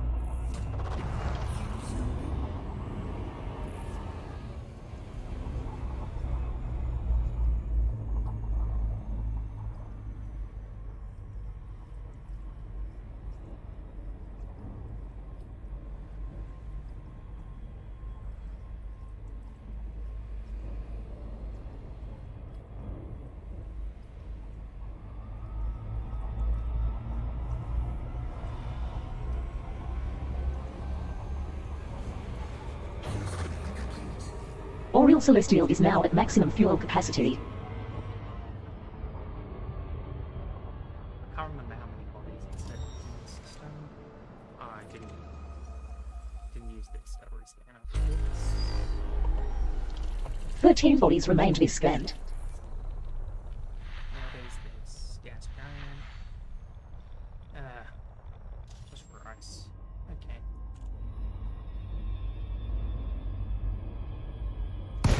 Drop to normal space close to Star Drioa Korea YY-PC6-4027A.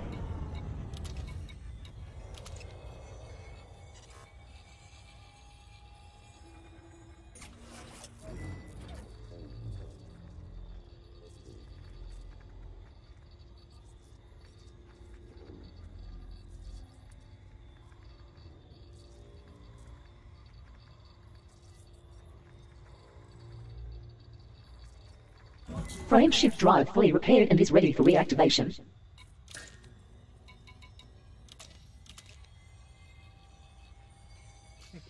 Good place to log off.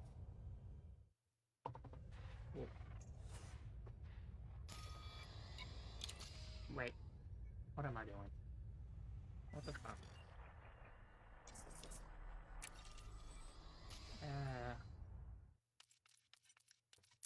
Yeah.